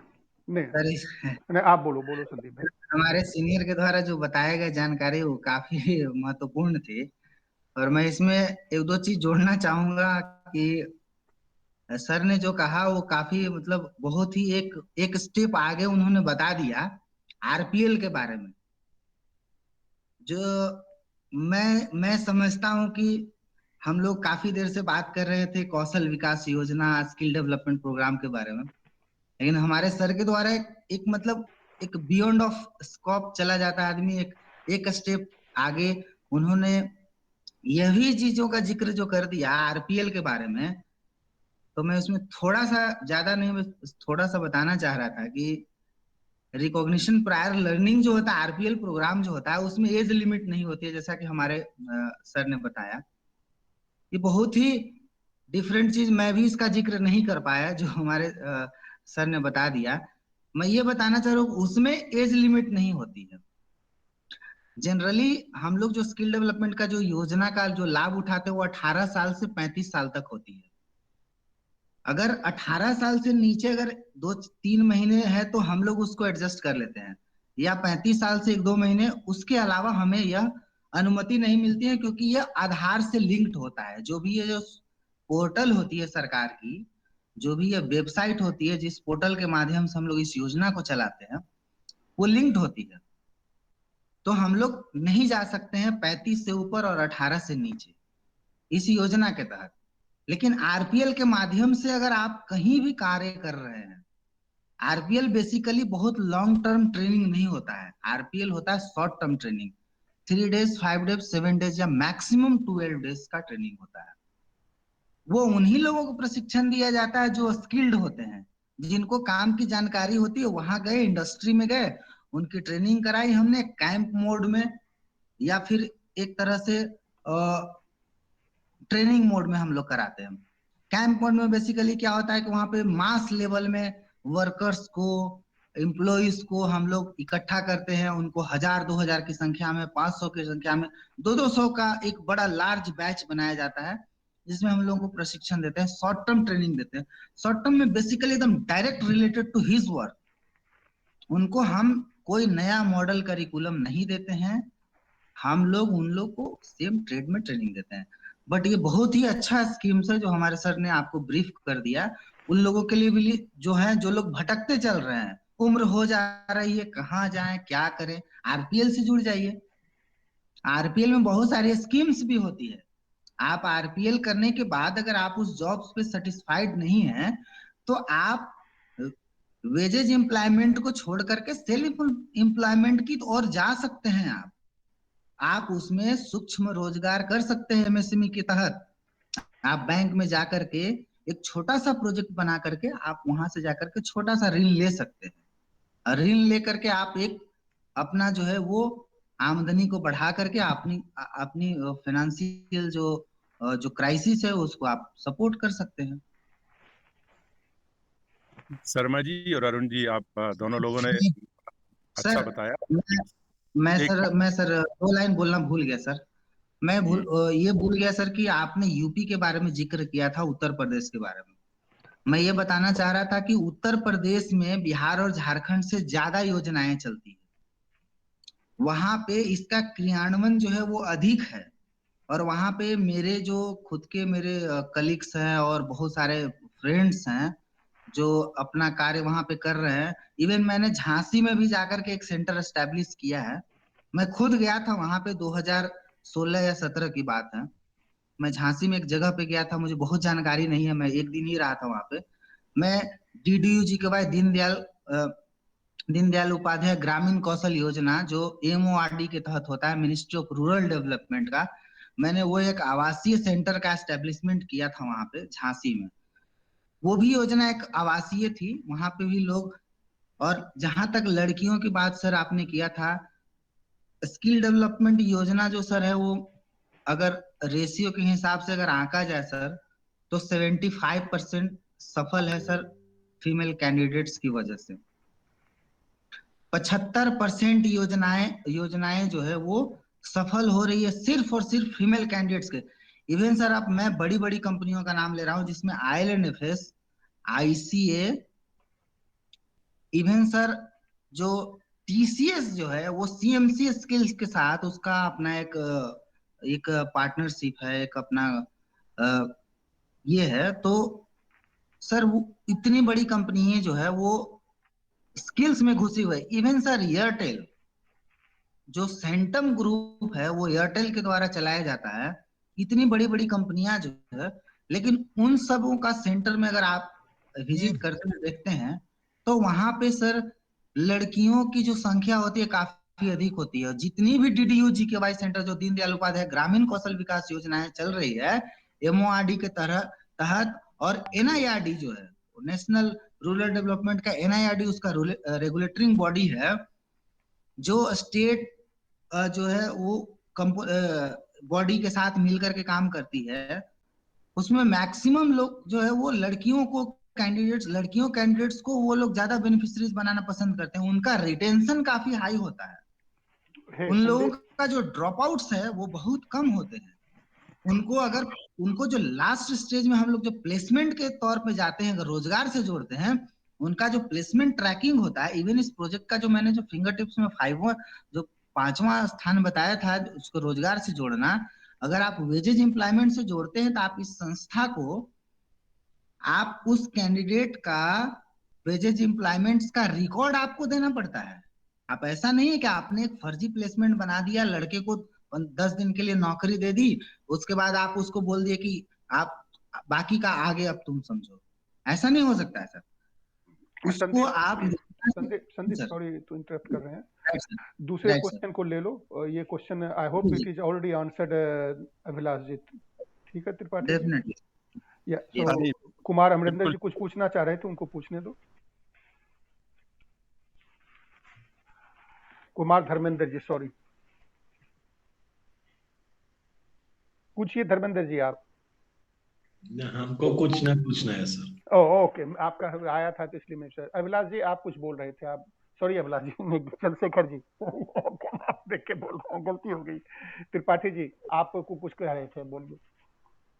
नहीं, मैं तो एक चीज और पूछने वाला था सबके बिहाफ पर जी जी कि इतनी अच्छी इन्फॉर्मेशन दी और ये रियली इनकरेजिंग है, लेकिन मैं दोनों लोगों से, अरुण जी और आशीष जी, ये दोनों लोग इसमें काफी समय से हैं, तो मैं इसके कुछ बॉटल नेक और चैलेंजेस जानना चाहता हूं, क्योंकि मैं रियली इसको लेना चाहता हूं कि मैं गांव के बच्चों से कांटेक्ट करके और उनको इसमें भेजना चाहता हूं। मैं स्वयं कांटेक्ट करूंगा। दूसरी बात यह है कि झांसी में जो आपने बताया, मेरे एक दो रिलेटिव झांसी में है, तो मैं वहां उसमें उनको भेज करके इसके बारे में जानकारी जानना चाहता हूं। अगर आप शिव कुमार के जरिए वो इन्फॉर्मेशन झांसी वाले की अपनी भेज दें, जिससे मैं आपसे कांटेक्ट कर सकूं और झांसी में जो भी आपका कांटेक्ट था उससे हम जुड़ सकें थोड़ा और जानकारी। तो मेरा ये पॉइंट ये था कि आप थोड़े उसमें चैलेंजेस क्या हैं, आम आदमी को या आम बच्चों को, गांव के लोग जो अभी अकाउंट खोलने में भी मुश्किल होती है, बैंक अकाउंट वाला कुछ ना कुछ निकाल के कर देता है, ये तो बहुत बड़ी योजना है। तो मैं ये जानना चाहता हूं कि किन चीज़ों का हम ध्यान दें और पहले से हम उनको तैयार कराएं, जिससे कि वो जाकर के निराश होकर के ना आए, बल्कि आशावान बन करके वहां पर जाएं। तो उन उन विषय पर थोड़ा सा कुछ पॉइंट आउट करें कि इन चीज़ों का ध्यान करके जाएं। यहाँ पर आपको रोका जा सकता है, यहाँ पर परेशानी आ सकती है। धन्यवाद। त्रिपाठी जी, मैं इसका जवाब आपको देना चाहूंगा। चैलेंजेस अगर हम बात कर रहे हैं तो शायद हम एक स्किल या कौशल प्राप्तकर्ता के नजरिए से हम चैलेंजेस को देखना चाह रहे हैं कि हमारे लिए क्या चैलेंजेस हो सकती हैं, और न कि एक स्किल प्रोवाइडर या जो टीएसपी बोलते हैं, ट्रेनिंग सर्विस प्रोवाइडर, उसके हिसाब से। क्या मैं समझ रहा हूँ कि आप सिर्फ एक स्किल जो प्राप्त करता है उसके हिसाब से चैलेंजेस देखना चाहते हैं, या फिर ट्रेनिंग सर्विस प्रोवाइडर के हिसाब से चैलेंजेस देखना चाहते हैं? नहीं अरुण जी, आपने मेरा प्रश्न बिल्कुल पकड़ा। मैं एक गांव का रहने वाला, कक्षा 10 पास हूं और गांव में खेती करता हूं। मैं चाहता हूं, मेरे बच्चे भी हैं या कोई भी है, मैं चाहता हूं उनको नर्सिंग के लिए प्रमोट किया जाए बच्चियों को। मैं चाहता हूं कि अब एसी लग रहे हैं आसपास, स्कूटर की रिपेयर का हो कुछ हो, या एग्रीकल्चर से रिलेटेड कुछ हो, तो किस तरीके से उनके स्किल को बढ़ाया जाए, मैं वही जानना चाहता हूँ। क्या क्या समस्याएं हैं जो उनके सामने आएंगी और उनको हम पहले प्रिपेयर करें, फिर इसके बारे में उनको जानकारी दें और फिर उनको धीरे स्टेप बाय स्टेप देखने के लिए प्रेरित करें। तो आपका बिल्कुल सही आपने कैच किया। मैं ये नहीं जानना, क्योंकि मुझे सेटअप नहीं करना है, हमें चाहिए कि कैसे हम उनको स्किल दिला सकें, उसमें क्या चैलेंजेस है। Thank you. मैं समझ गया आपकी बात।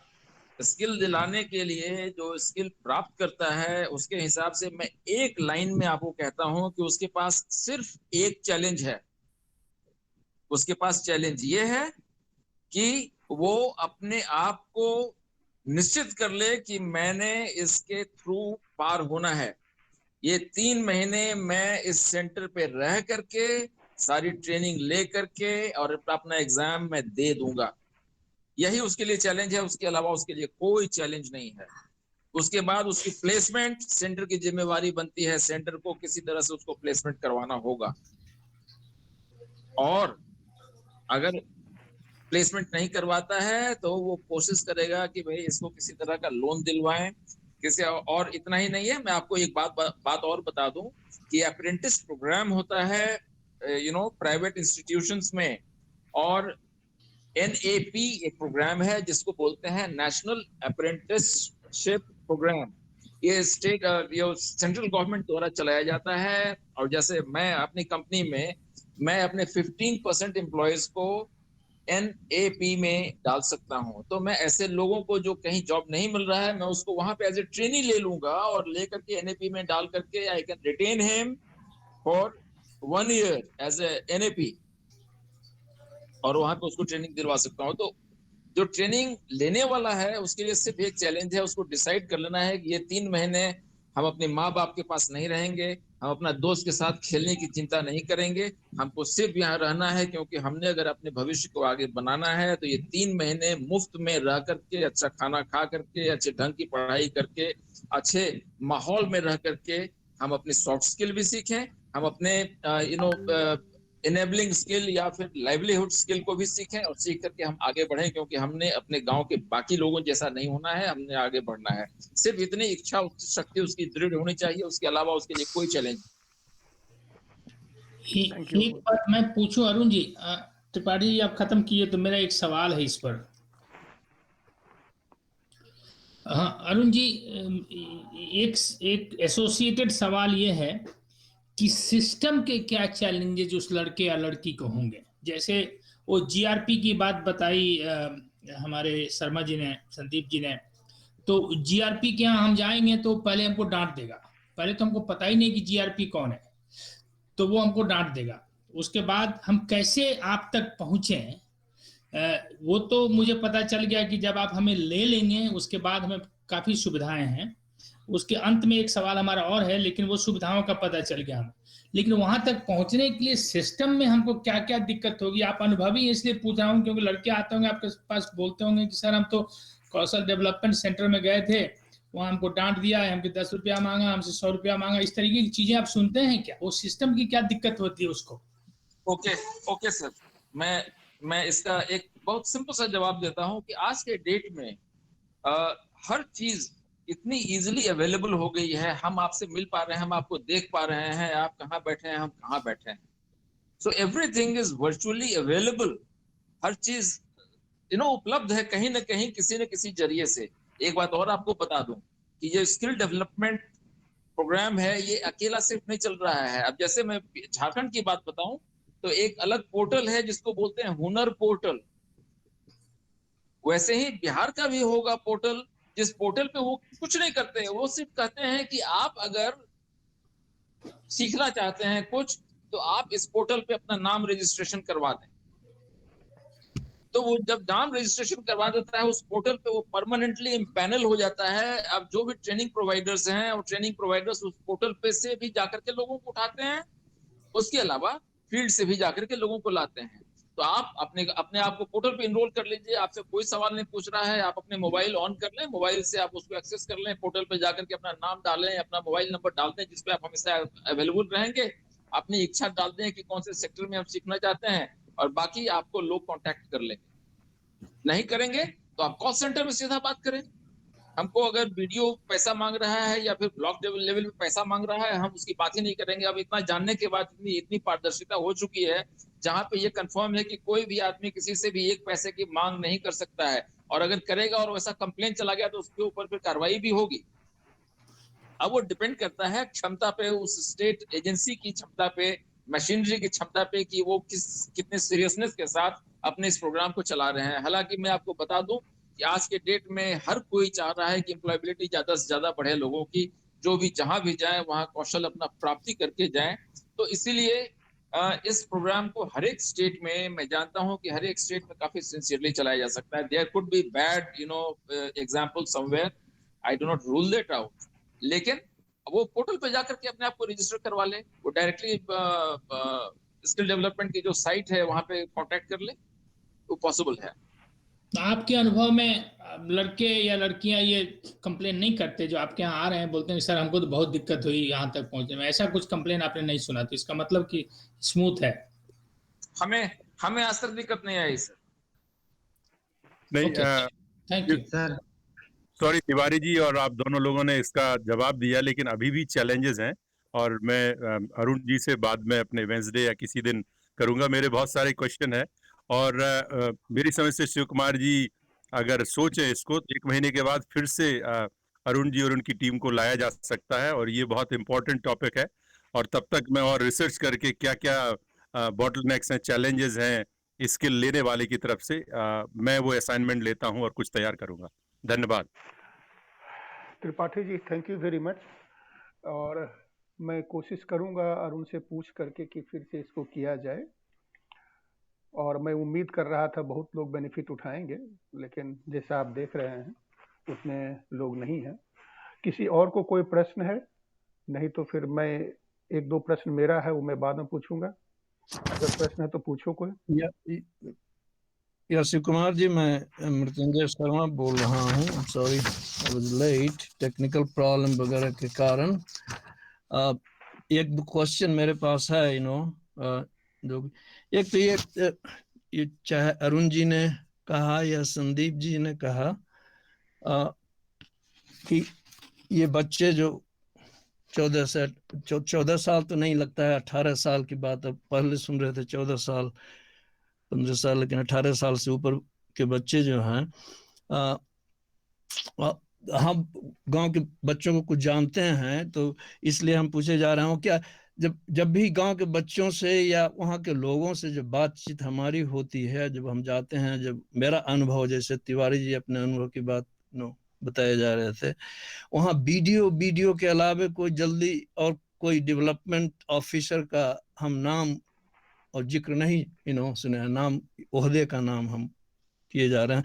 तो ये क्या गांव के बच्चे वीडियो के पास इनको जाना पड़ेगा इस सब इंफॉर्मेशन के लिए? जैसे कि हम गया डिस्ट्रिक्ट के रहने वाले हैं, उसमें बेला अंचल है, बेलागंज उसको बोलते हैं, तो हर ब्लॉक जिसको बोलते हैं, तो ये वीडियो ऑफिसर्स हैं जो इस सब के इंचार्ज हैं, इसके इंफॉर्मेशन वगैरह के बारे में, या कोई दूसरे तरह के ऑफिसर की बात कर रहे हैं?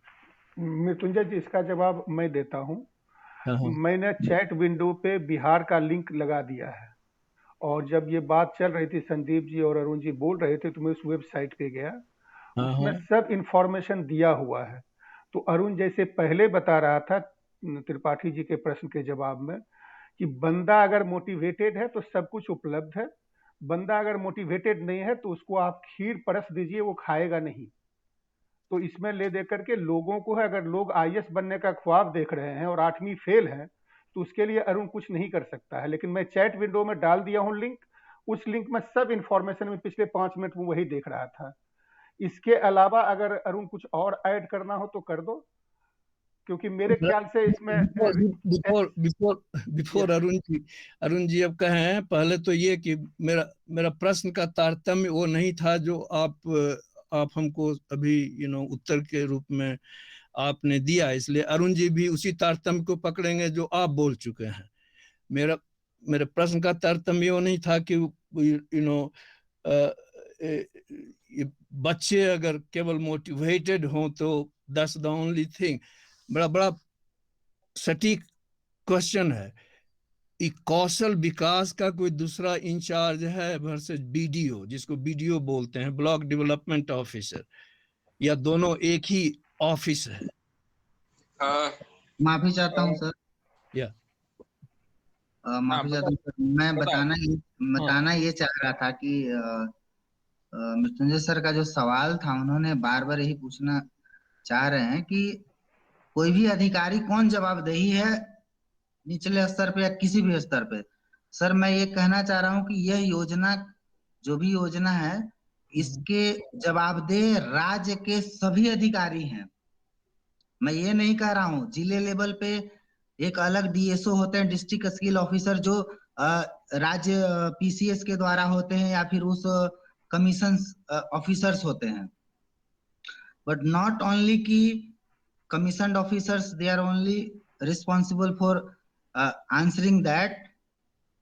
responsible वो भी पर्सन होते हैं जो ब्लॉक लेवल पे अधिकारी हैं या कर्मचारी हैं। वीडियो से भी आप जाकर के पूछ सकते हैं कि आपके ब्लॉक में आपके इस इसमें ब्लॉक स्तर पे, प्रखंड स्तर पे कितनी योजनाएं चल रही है स्किल डेवलपमेंट के बारे में आप मुझे बताइए। उनकी यह संपूर्ण जवाबदेही होती है कि वो इस योजना के बारे में बताएंगे, और नहीं तो कंसर्न अधिकारी का नंबर, नाम, और अगर उस योजना से जुड़े हुए कोई भी संबंधित व्यक्ति है उसका उनको ये देना जरूरी है, आवश्यक है। यह निर्देश सरकार के द्वारा है, ऐसा कुछ नहीं है। ये प्राइवेट संस्था की मोबिलाइजर टीम होती है जो जाकर के वो गांव लेवल तक काम करती है। ग्राम रिसोर्स पर्सन जो होता है वो स्टेट गवर्नमेंट की प्रखंड स्तर का एक अपना एक व्यक्ति होता है, जो विभागीय व्यक्ति होता है। वो किसी भी संस्था का नहीं होता है, किसी भी प्राइवेट एजेंसी, किसी भी एनजीओ या किसी भी कोई भी training partner, training service provider का नहीं होता है, जीआरपी हो या फिर ब्लॉक कोऑर्डिनेटर होता है। वो लोग होते हैं सरकार के ही द्वारा प्रतिनियुक्त कर्मचारी होते हैं। लेकिन आप किसी भी स्तर पे जाएं, चाहे जिला स्तर हो, सब डिवीजन स्तर हो या ब्लॉक स्तर हो, आप डीएम से भी जाकर के पूछ सकते हैं, डीसी से भी जाकर के पूछ सकते हैं, एक अनुमंडल पदाधिकारी से जा सकते पूछ सकते हैं, एक ब्लॉक पदाधिकारी से पूछ सकते हैं कि सर आप बताइए। आप वहां पे सिर्फ यह चीज नहीं समझ लीजिए कि मैं जा करके जाऊं और सिर्फ अपने विकास के बारे में पूछूं, अपने जमीन संबंधित किसी भी समस्या के बारे में पूछूं, या कोई भी और अन्य लॉ एंड ऑर्डर रिलेटेड समस्या लेकर के जाए। नहीं, आप कौशल विकास को एक महत्वपूर्ण मुद्दा लेकर के आप उस वीडियो के पास जा सकते हैं। बोलिएगा कि सर मेरे गांव में इतने लोग बिलो पॉवर्टी लाइन है, रोजगार से वंचित है, पढ़ाई नहीं कर पा रहे हैं, 10वीं पास कर चुके हैं, 8वीं पास कर चुके हैं, इतनी छात्रा है, इतनी छात्राएं, जो भी है छात्र छात्राएं दोनों, स्टूडेंट मेल फीमेल सभी कैंडिडेट्स के लिए आप वीडियो के पास जाकर के प्रपोजल रख सकते हैं, उनको एक लिस्ट दे सकते हैं कि आप इनको कौशल योजना से जोड़िए। आप उनकी जवाबदेही बनती है कि ब्लॉक स्तर पर कितनी संस्थाएं कौशल प्रशिक्षण केंद्र चला रही है या नहीं चला रही है, तो वो अनुमंडल स्तर पर भेजेंगे। अनुमंडल स्तर पर नहीं चल रही है तो जिला स्तर पर भेजेंगे। और मैं आपको ये सुनिश्चित करना चाहता हूं कि पूरे देश के किसी भी जिले में, पूरे देश के किसी भी जिले में वहां पे कौशल प्रशिक्षण केंद्र की कमी नहीं है, ये जिले स्तर पे है, तो आप एकदम सुनिश्चित करें। जी संदीप, हम ये मृत्युंजय जी आपका हम बताते हैं, जो बेलागंज की आप बात कर रहे हैं, बेलागंज शायद वही मखदुमपुर बेलागंज है शायद जी ना? हाँ, मखदुमपुर हाँ, नेक्स्ट वहाँ है बेलागंज, या अगल बगल में दोनों है। तो मेरे अंदाज से वो गया जिला में आता है ना? हाँ बिल्कुल। हाँ, तो ज्यादा दूर है भी नहीं, हमको लगता है कि 20-25 किलोमीटर होगा शायद गया से, अब ध्यान नहीं है हमको। तो गया में आपको समाहरणालय में आप ज्यादा दूर नहीं, समाहरणालय में जाकर के आप वहाँ शिक्षा से संबंधित जो भी होंगे या फिर लेबर डिपार्टमेंट से संबंधित होंगे, उनसे अगर आप जानकारी कोई भी लेना चाहेगा तो वो ले लेगा। वैसे बेलागंज में या फिर गया जिला में कौन कौन से स्किल डेवलपमेंट सेंटर्स हैं, वो आपको बिहार सरकार की जो वेबसाइट, जो शिव कुमार जी बात कर रहे हैं ना, उस पे वो सारी जानकारी आपको मिल जाएगी। नहीं, फिर वही बात पर वो तो हम सुन चुके हैं। हमें लगा कि आप जैसे, हो सकती है हमारी गलतफहमी, समझ की गलतफहमी है कि आप डिस्ट्रिक्ट के लेवल, ये बताया जाए कि ये पूरा ये सब प्रोग्राम्स जो हैं गवर्नमेंट लुक्स लाइक अगेन कि फंडेड वगैरह हैं, इसके एडमिनिस्ट्रेटर सबका डिस्ट्रिक्ट एडमिनिस्ट्रेटर डीएम ऑफिस में है, डीएम है, और ब्लॉक लेवल पर क्या सीईओ उसको बोलते हैं शायद, वहाँ जो कि डीएम का रिप्रेजेंटेटिव होता है ब्लॉक लेवल में। ओवरऑल इंचार्ज गया डिस्ट्रिक्ट में कौन होगा? मैं आपको बता दूं, गया डिस्ट्रिक्ट का ओवरऑल इंचार्ज कोई भी नहीं होगा, कोई नहीं। ये स्टेट लेवल चीज है, और स्टेट लेवल पे ही हर एक डिस्ट्रिक्ट के कोऑर्डिनेटर्स होते हैं जो अपॉइंटेड होते हैं। वो सब स्टेट की ऑफिस में पता चल जाएगा, एक फोन पे, एक कॉल पे वो सारा डिटेल मिल जाएगा। अगर आप कहें कि डीएससी हमेशा अपने आप को अवेलेबल रखेगा, या डिस्ट्रिक्ट लेवल कोऑर्डिनेटर या प्रखंड लेवल का जो ब्लॉक लेवल कोऑर्डिनेटर है वो अवेलेबल रखेगा, वो शायद नहीं रखेगा, बिकॉज वो उतना आउटरीच अपना नहीं करता है। लेकिन ये सारी जानकारी अवेलेबल है, और हर एक डिस्ट्रिक्ट हेडक्वार्टर में सेंटर्स तो पक्के हैं। ये मैं आपको बताना चाह रहा हूँ, लेकिन अब कौन से सेक्टर के होंगे वो कोई निश्चित नहीं है कि किस सेक्टर का होगा, ऑटोमोटिव का होगा कि इलेक्ट्रिकल का होगा Yeah, कि so मशीनरी yeah. का होगा। Mrityunjay ji, Arun, just let's get back to the track. Mrityunjay ji, Yes, आप थोड़ा सा वेबसाइट को स्टडी कीजिए, then we can take this up in the next class. Yeah, well, that's all right. I will skip to another question then. Yeah, You go know, ahead. I said, yeah, I have, couple, 3 questions. जी जी जी। Uh, दूसरा question ये है कि सब training का जो प्रोग्राम्स वगैरह उसके आप लगता है कि आप लोग इंचार्ज हैं, आप एडमिनिस्ट्रेटर हैं, तो इसका क्वालिटी कंट्रोल का अल्टीमेटली वो कौन सा मैकेनिज्म है, who controls the quality of these things? ये मुफ्त है, ये तो सुनने में बड़ा अच्छा encouraging लगा, अच्छा लगा। तो मुफ्त होने के साथ साथ इसका फंडिंग तो कहीं से आ ही रहा है, चाहे तो फेडरल गवर्नमेंट से आ रहा है, मतलब सेंट्रल गवर्नमेंट से आ रहा है, या स्टेट गवर्नमेंट से आ रहा है, या प्राइवेट और गवर्नमेंट का कॉम्बिनेशन वगैरह है। Mrityunjay ji, this was quality covered. का control. Mrityunjay ji, hold on please. Yeah. This was covered very well in the beginning. आपका टेक्निकल इशू के कारण आप नहीं आ पाए थे। In summary, student does not have to pay anything. Funding is by center and state government. मेरा question there is एक second, and there is lot of quality control, lot of checks and balances are there. वो बहुत detail में discuss हुआ था, तो अगर आप कृपा करके इस वीडियो को अगर आप देख लेंगे, ये वेबिनार में अपलोड कर दूंगा यूट्यूब पे, तो जवाब मिल जाएगा, और अगर नहीं मिलेगा तो फिर अब तीसरा क्वेश्चन पूछिए आप। या वेरी गुड। या फाइनल क्वेश्चन फॉर नाउ, कि ये त्रिपाठी जी का ये शायद क्वेश्चन था, चैलेंजेस, या त्रिपाठी जी नहीं, आई थिंक इनका सुरेंद्र जी का क्वेश्चन था चैलेंजेस के बारे में। तो चैलेंजेस, स्टूडेंट्स के चैलेंजेस कुछ नहीं है, आपने बड़ा सुंदर ढंग से उसको समझाया। अब हमारे दिमाग में ये आ रहा है, आप लोगों का क्या चैलेंजेस है? प्रोवाइडर ऑफ दीज सर्विसेज, आप लोग बहुत आप उत्साहित ढंग से इसको अभी प्रेजेंट कर रहे हैं, सो सुनने में बड़ा अच्छा लगा। तो आप लोगों को कुछ लगता है कि आप लोगों का भी कोई चैलेंजेस महसूस होता है कि नहीं? This is a lovely question. I was wanting someone to point out on this issue. अब हमारे चैलेंजेस जो हैं वो गवर्नमेंट की कंट्रोल में सारे चैलेंजेस हैं। अब मैं आपको बता दूं, आप जो क्वालिटी कंट्रोल की बात कह रहे थे, मुझे सीसीटीवी कैमरे के थ्रू ऑनलाइन सारा का सारा क्लासरूम करना होता है। किसी भी टाइम पे डिस्ट्रिक्ट जो कोऑर्डिनेटर है, जो स्टेट लेवल कोऑर्डिनेटर है, जो मेन लेबर डिपार्टमेंट या फिर हायर टेक्निकल एजुकेशन वाले हैं, वन ऑफ दीज टू जिनके अंडर में ये रहता है, दे कीप मॉनिटरिंग। अगर उनको चाहिए तो किसी भी क्लासरूम को ऑनलाइन रियल टाइम वो देखेंगे कि क्या पढ़ाया जा रहा है। अगर नहीं पढ़ाया जा रहा है तो उसकी भी जानकारी होगी। इतनी ही बात नहीं है, वहां पे कितने लोग एक्चुअल अटेंडेंस दे रहे हैं, वो सैटेलाइट जियो स्टेशनरी क्या उसका एक टर्म है, जहां पे आप उसकी ग्रिड रेफरेंस नोट की हुई है, वो लॉक की हुई है। आप अपनी हाजिरी वाली जो मशीन है ना, बायोमेट्रिक, वो आप एक से दूसरी लोकेशन पे चेंज नहीं कर सकते हैं। चेंज करते हैं तो आपका उस दिन का पूरा अटेंडेंस काट दिया जाता है। उतनी ही बात नहीं है, स्टूडेंट का 75% अगर अटेंडेंस नहीं है तो आपका उस स्टूडेंट का पैसा आपको नहीं मिलता है। इतनी ही बात नहीं है, वो अगर आपका बैच कम से कम मिनिमम 30 का बैच है, मिनिमम 24 का अटेंडेंस नहीं रहता है, तो आपको पूरा का पूरा बैच कैंसिल कर दिया जाता है। आपके जो पैसे गए वो आपके पैसे गए। आपके स्टूडेंट्स अगर क्वालिफाई नहीं करते हैं और एग्जाम पास नहीं करते हैं, तो आपको पैसा उस स्टूडेंट का नहीं मिलेगा पूरे कोर्स का। और ये सारा आपको अपने खर्च से करना होता है। आपको पैसे तब मिलेंगे जब वो क्वालिफाई कर जाएगा।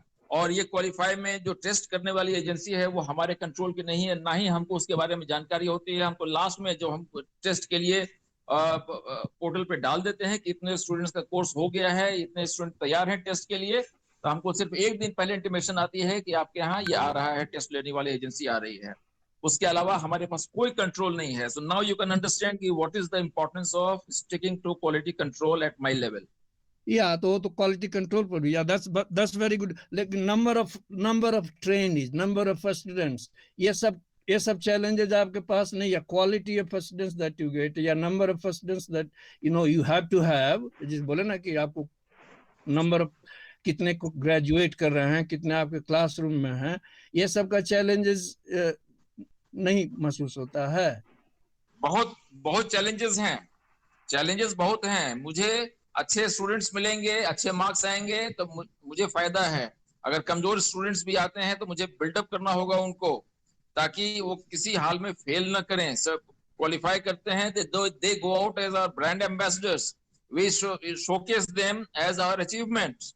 तो ये चैलेंजेस हमारे हैं, और स्टूडेंट्स को रिटेन करना हमारा सबसे बड़ा चैलेंज है। स्पेशली मेल स्टूडेंट्स को रिटेन करना बड़ा आसान नहीं होता है, सारी चीजें फ्री देने के बावजूद। सो दोनों रिटेंशन एंड रिक्रूटमेंट जिसको बोलते हैं, रिक्रूटिंग का प्रोसेस ये तो बड़ा बहुत ही लेस नोन ये है। देहात में हम नेचुरली आज 50 साल से ज्यादा से इस तरह का प्रोग्राम वगैरह के बारे में कहीं कोई चर्चा कुछ नहीं करता है कोई गांव में। और गांव में इट्स नॉट दैट बहुत बैकवर्ड है, बट नॉट फॉरवर्ड, बहुत फॉरवर्ड भी नहीं है, मिडिल रैंक में है। Nobody talks about these kind of things जिसके बारे में आप चर्चा कर रहे हैं कि अवेलेबल है लोगों को। वीडियो खाली एग्रीकल्चर वगैरह के सहायता के लिए लोग मृत्युंजय जी we have already covered one। भाई श्री कुमार जी अब थोड़ा अनकंफर्टेबल हो रहे हैं, इसलिए मैं इसलिए कंफर्टेबल हो रहा हूँ। मृत्युंजय जी 1 सेकंड प्लीज। 1 घंटा 25 मिनट 26 मिनट हो चुका है। We should have question which is common to all। और आप जो कह रहे हैं वो बहुत अच्छी बात है। मैं आपसे यही उम्मीद कर रहा हूँ या रिक्वेस्ट कर रहा हूँ कि आप अपने गांव में, अपने इलाके में इसको प्रमोट कीजिए। अरे पहले हम तो समझे हुजूर, तब तो प्रमोट करेंगे। हम जुनून तब आएगा हम ही अगर हाफ के बेक्ट हैं, हमारी समझ में अगर कमजोरी है तो हम किस उसके लिए इंस्पिरेशन अपने में नहीं ना होगा कि हम क्या क्या प्रमोट कर रहे हैं। कुछ मेहनत करना पड़ेगा। वही मेहनत करने की तो कोशिश कर रहे हैं। ये कोशिश आप दूसरे का टाइम बर्बाद कर रहे हैं। टाइम हम लोगों को बर्बाद कर रहा है, टाइम को कोई नहीं बर्बाद कर सकता है। Let's not get into that, let us not worry about the topic. Yes, जो मैंने अपने वेबसाइट पे, सॉरी अपने चैट विंडो में यूआरएल डाल दिया हूं, आप प्लीज इसको देखिए। और मैं अभी उसके वेबसाइट पे हूं। अभी मैं आपको 1 सेकंड में बता देता हूं कि बिहार में 1731 सेंटर फंक्शनल है। बिहार में 8,60,000 लोग सर्टिफाइड हुए हैं। और ये मैं अभी देखा हूं, और इसी वेबसाइट पे जाने के बाद, ज्यादा मैं रिसर्च नहीं किया हूं। तो इफेक्टिवली ये इंफॉर्मेशन अवेलेबल है। एंड अगेन वी वानप्रस्थी यज्ञ में जो हिस्सा लेते हैं, जो इस विश्वास में हैं, उनको थोड़ा मेहनत करना पड़ेगा। And we can not depend on Arun and Sandeep ji to give all the information, they can lead us. कोशिश हमें भी करनी पड़ेगी। और किसी का कोई प्रश्न है, क्योंकि मैं नहीं चाहता हूं ये कॉल 1.5 घंटे से ज्यादा चले, क्योंकि सभी लोग अपना अपना काम छोड़ के आए हैं। तो मेरी कोशिश हमेशा रहती है कि 1.5 घंटे के आसपास इसको कंक्लूड किया जाए।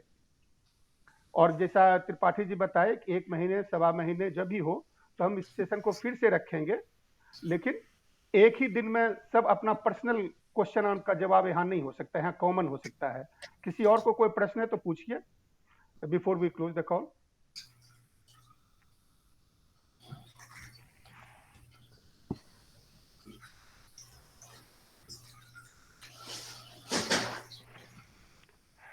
तो अब लगता है मेरे बोलने से सभी नाराज हो गए, जिनको प्रश्न था वो भी छोड़ दिए पूछना। अरुण, मेरे तो 1-2 प्रश्न है, लेकिन वो मैं बाद में पूछूंगा। एक तो प्रश्न ये है कि सेंटर शुरू करने का क्या तरीका है। दूसरा प्रश्न है कि इंटर स्टेट स्टूडेंट जा सकते हैं या आधार कार्ड के आधार पे विद इन स्टेट ही जाते हैं, बिकॉज स्टेट फंडिंग है।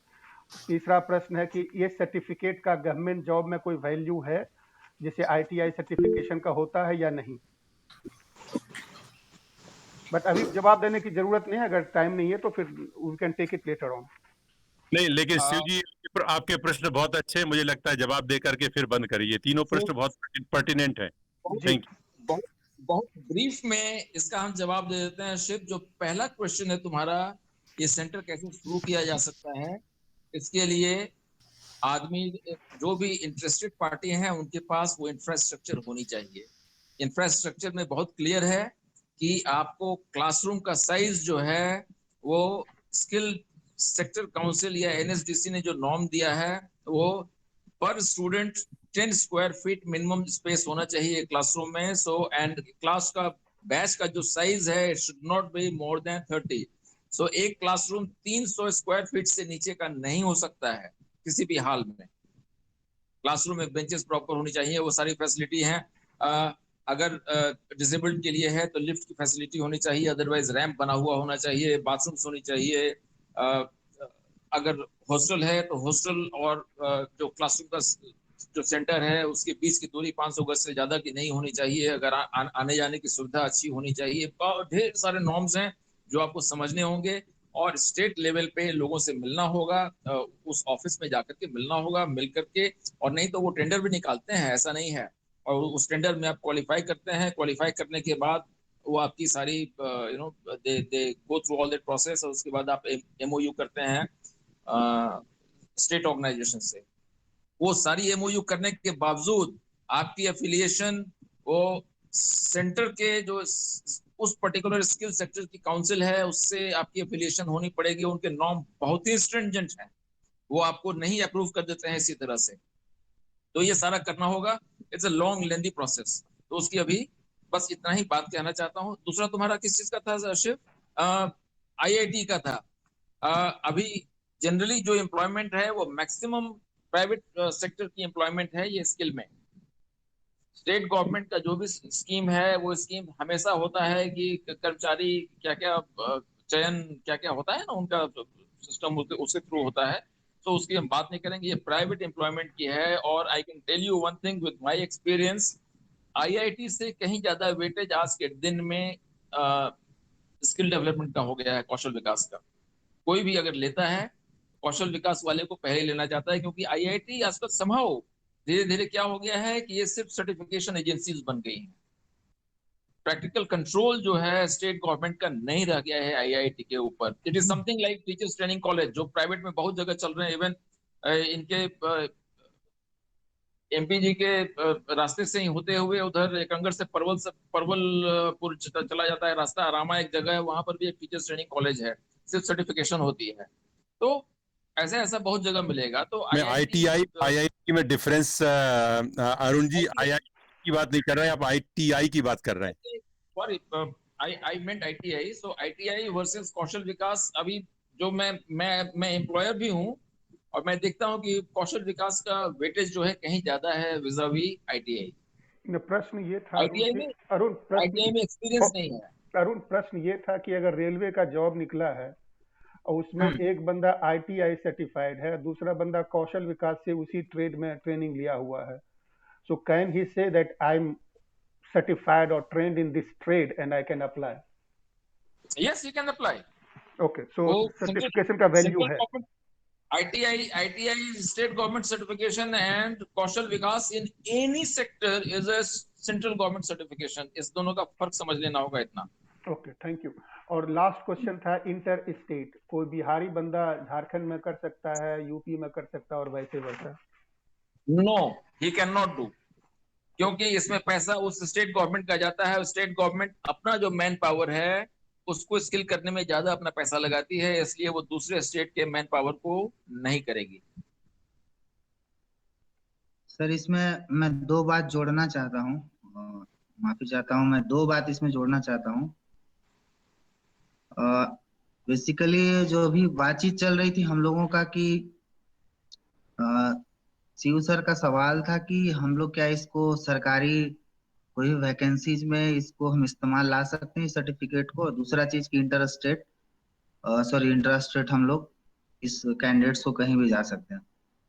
पहला सवाल था सर कि जो भी कैंडिडेट्स है, जो भी सरकारी वैकेंसी की जो एलिजिबिलिटी क्राइटेरिया होती है, जैसे हम लोगों को कोई भी टेक्निकल कोर्स टेक्निकल वैकेंसीज के लिए हम लोग अप्लाई करते हैं, जैसे रेलवे का टेक्नीशियन हो जाता है, या फिर कोई भी एमएनसीज या कोई भी जो हमारे महारत्न कंपनियां हैं, हेल, सेल, गेल, एनटीपीसी, ओएनजीसी, एंटायर कंपनीज, और इवन वो लिमिटेड कॉर्पोरेशन और एक गवर्नमेंट सेक्टर हो जाता है। तीसरा प्राइवेट सेक्टर होती है।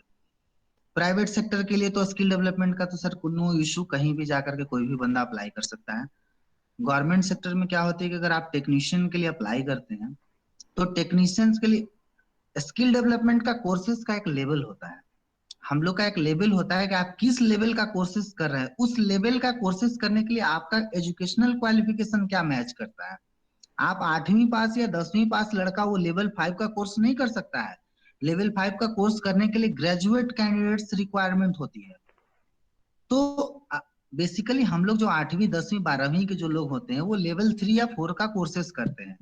लेवल 5 हो, लेवल 6 7, इवन आप हम लोग बेहतर जानते हैं कि जो लेवल 8 होती है वो ग्रेजुएट लेवल की कोर्सेज होती है। लेवल 8 की लेवल 9 चली जाती है, सॉरी लेवल 7 तक ग्रेजुएट होती है, जो कंप्लीट ग्रेजुएट कैंडिडेट्स होते हैं। स्किल डेवलपमेंट में मैक्सिमम लेवल 4 तक जाया जाता है।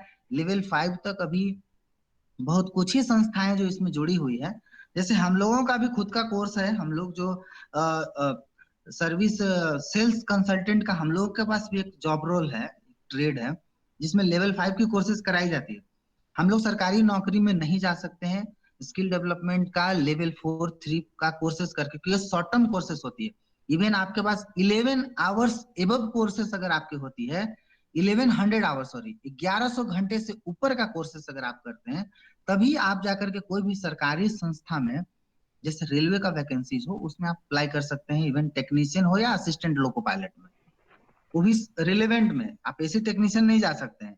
आप अगर आयरन एंड स्टील का किए हैं, मशीनिस्ट में है, या फिर कोई टेक्निकल इलेक्ट्रिकल सेक्टर्स के किए। दूसरा सवाल था सर आपका कि इंट्रा स्टेट क्या कोई कैंडिडेट जा सकता है? डेफिनेटली जा सकता है। उसके लिए डिफरेंट स्कीम्स हैं।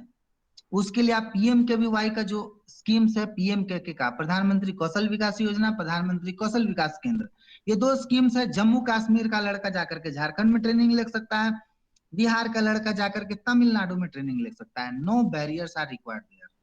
सो ये 2 चीजें मेरी यही थैंक यू ये Sandeep. Answer. Thank you ji Sandeep. धन्यवाद। और किसी कोई प्रश्न है? अभी 2-3 सुझाव आए हुए हैं चैट विंडो पे, अभी लोग जाना भी शुरू कर दिए हैं। एक है कि भाई इसके लिए हम स्कूल से कनेक्ट करें और उनको इनवाइट करें। तो मैं तो ये बहुत दिन से कह रहा हूँ, अगर कोई हमें मदद करे तो बहुत अच्छी बात है कि स्कूल के स्टूडेंट अगर जुड़ सकें, गांव के बच्चे जुड़ सकें तो बहुत अच्छी बात है। और किसी कोई सुझाव नहीं तो फिर हम मीटिंग अभी बंद करेंगे। और ये मीटिंग अगला कब रखेंगे अरुण और संदीप जी, वो हम आपको बताएंगे। कम से कम 4-5 वीक तक तो नहीं करेंगे, कम से कम गैप देंगे 1 महीने 1.5 महीने का। तो अगर और किसी को कोई प्रश्न है तो आप पूछ सकते हैं before we close the call.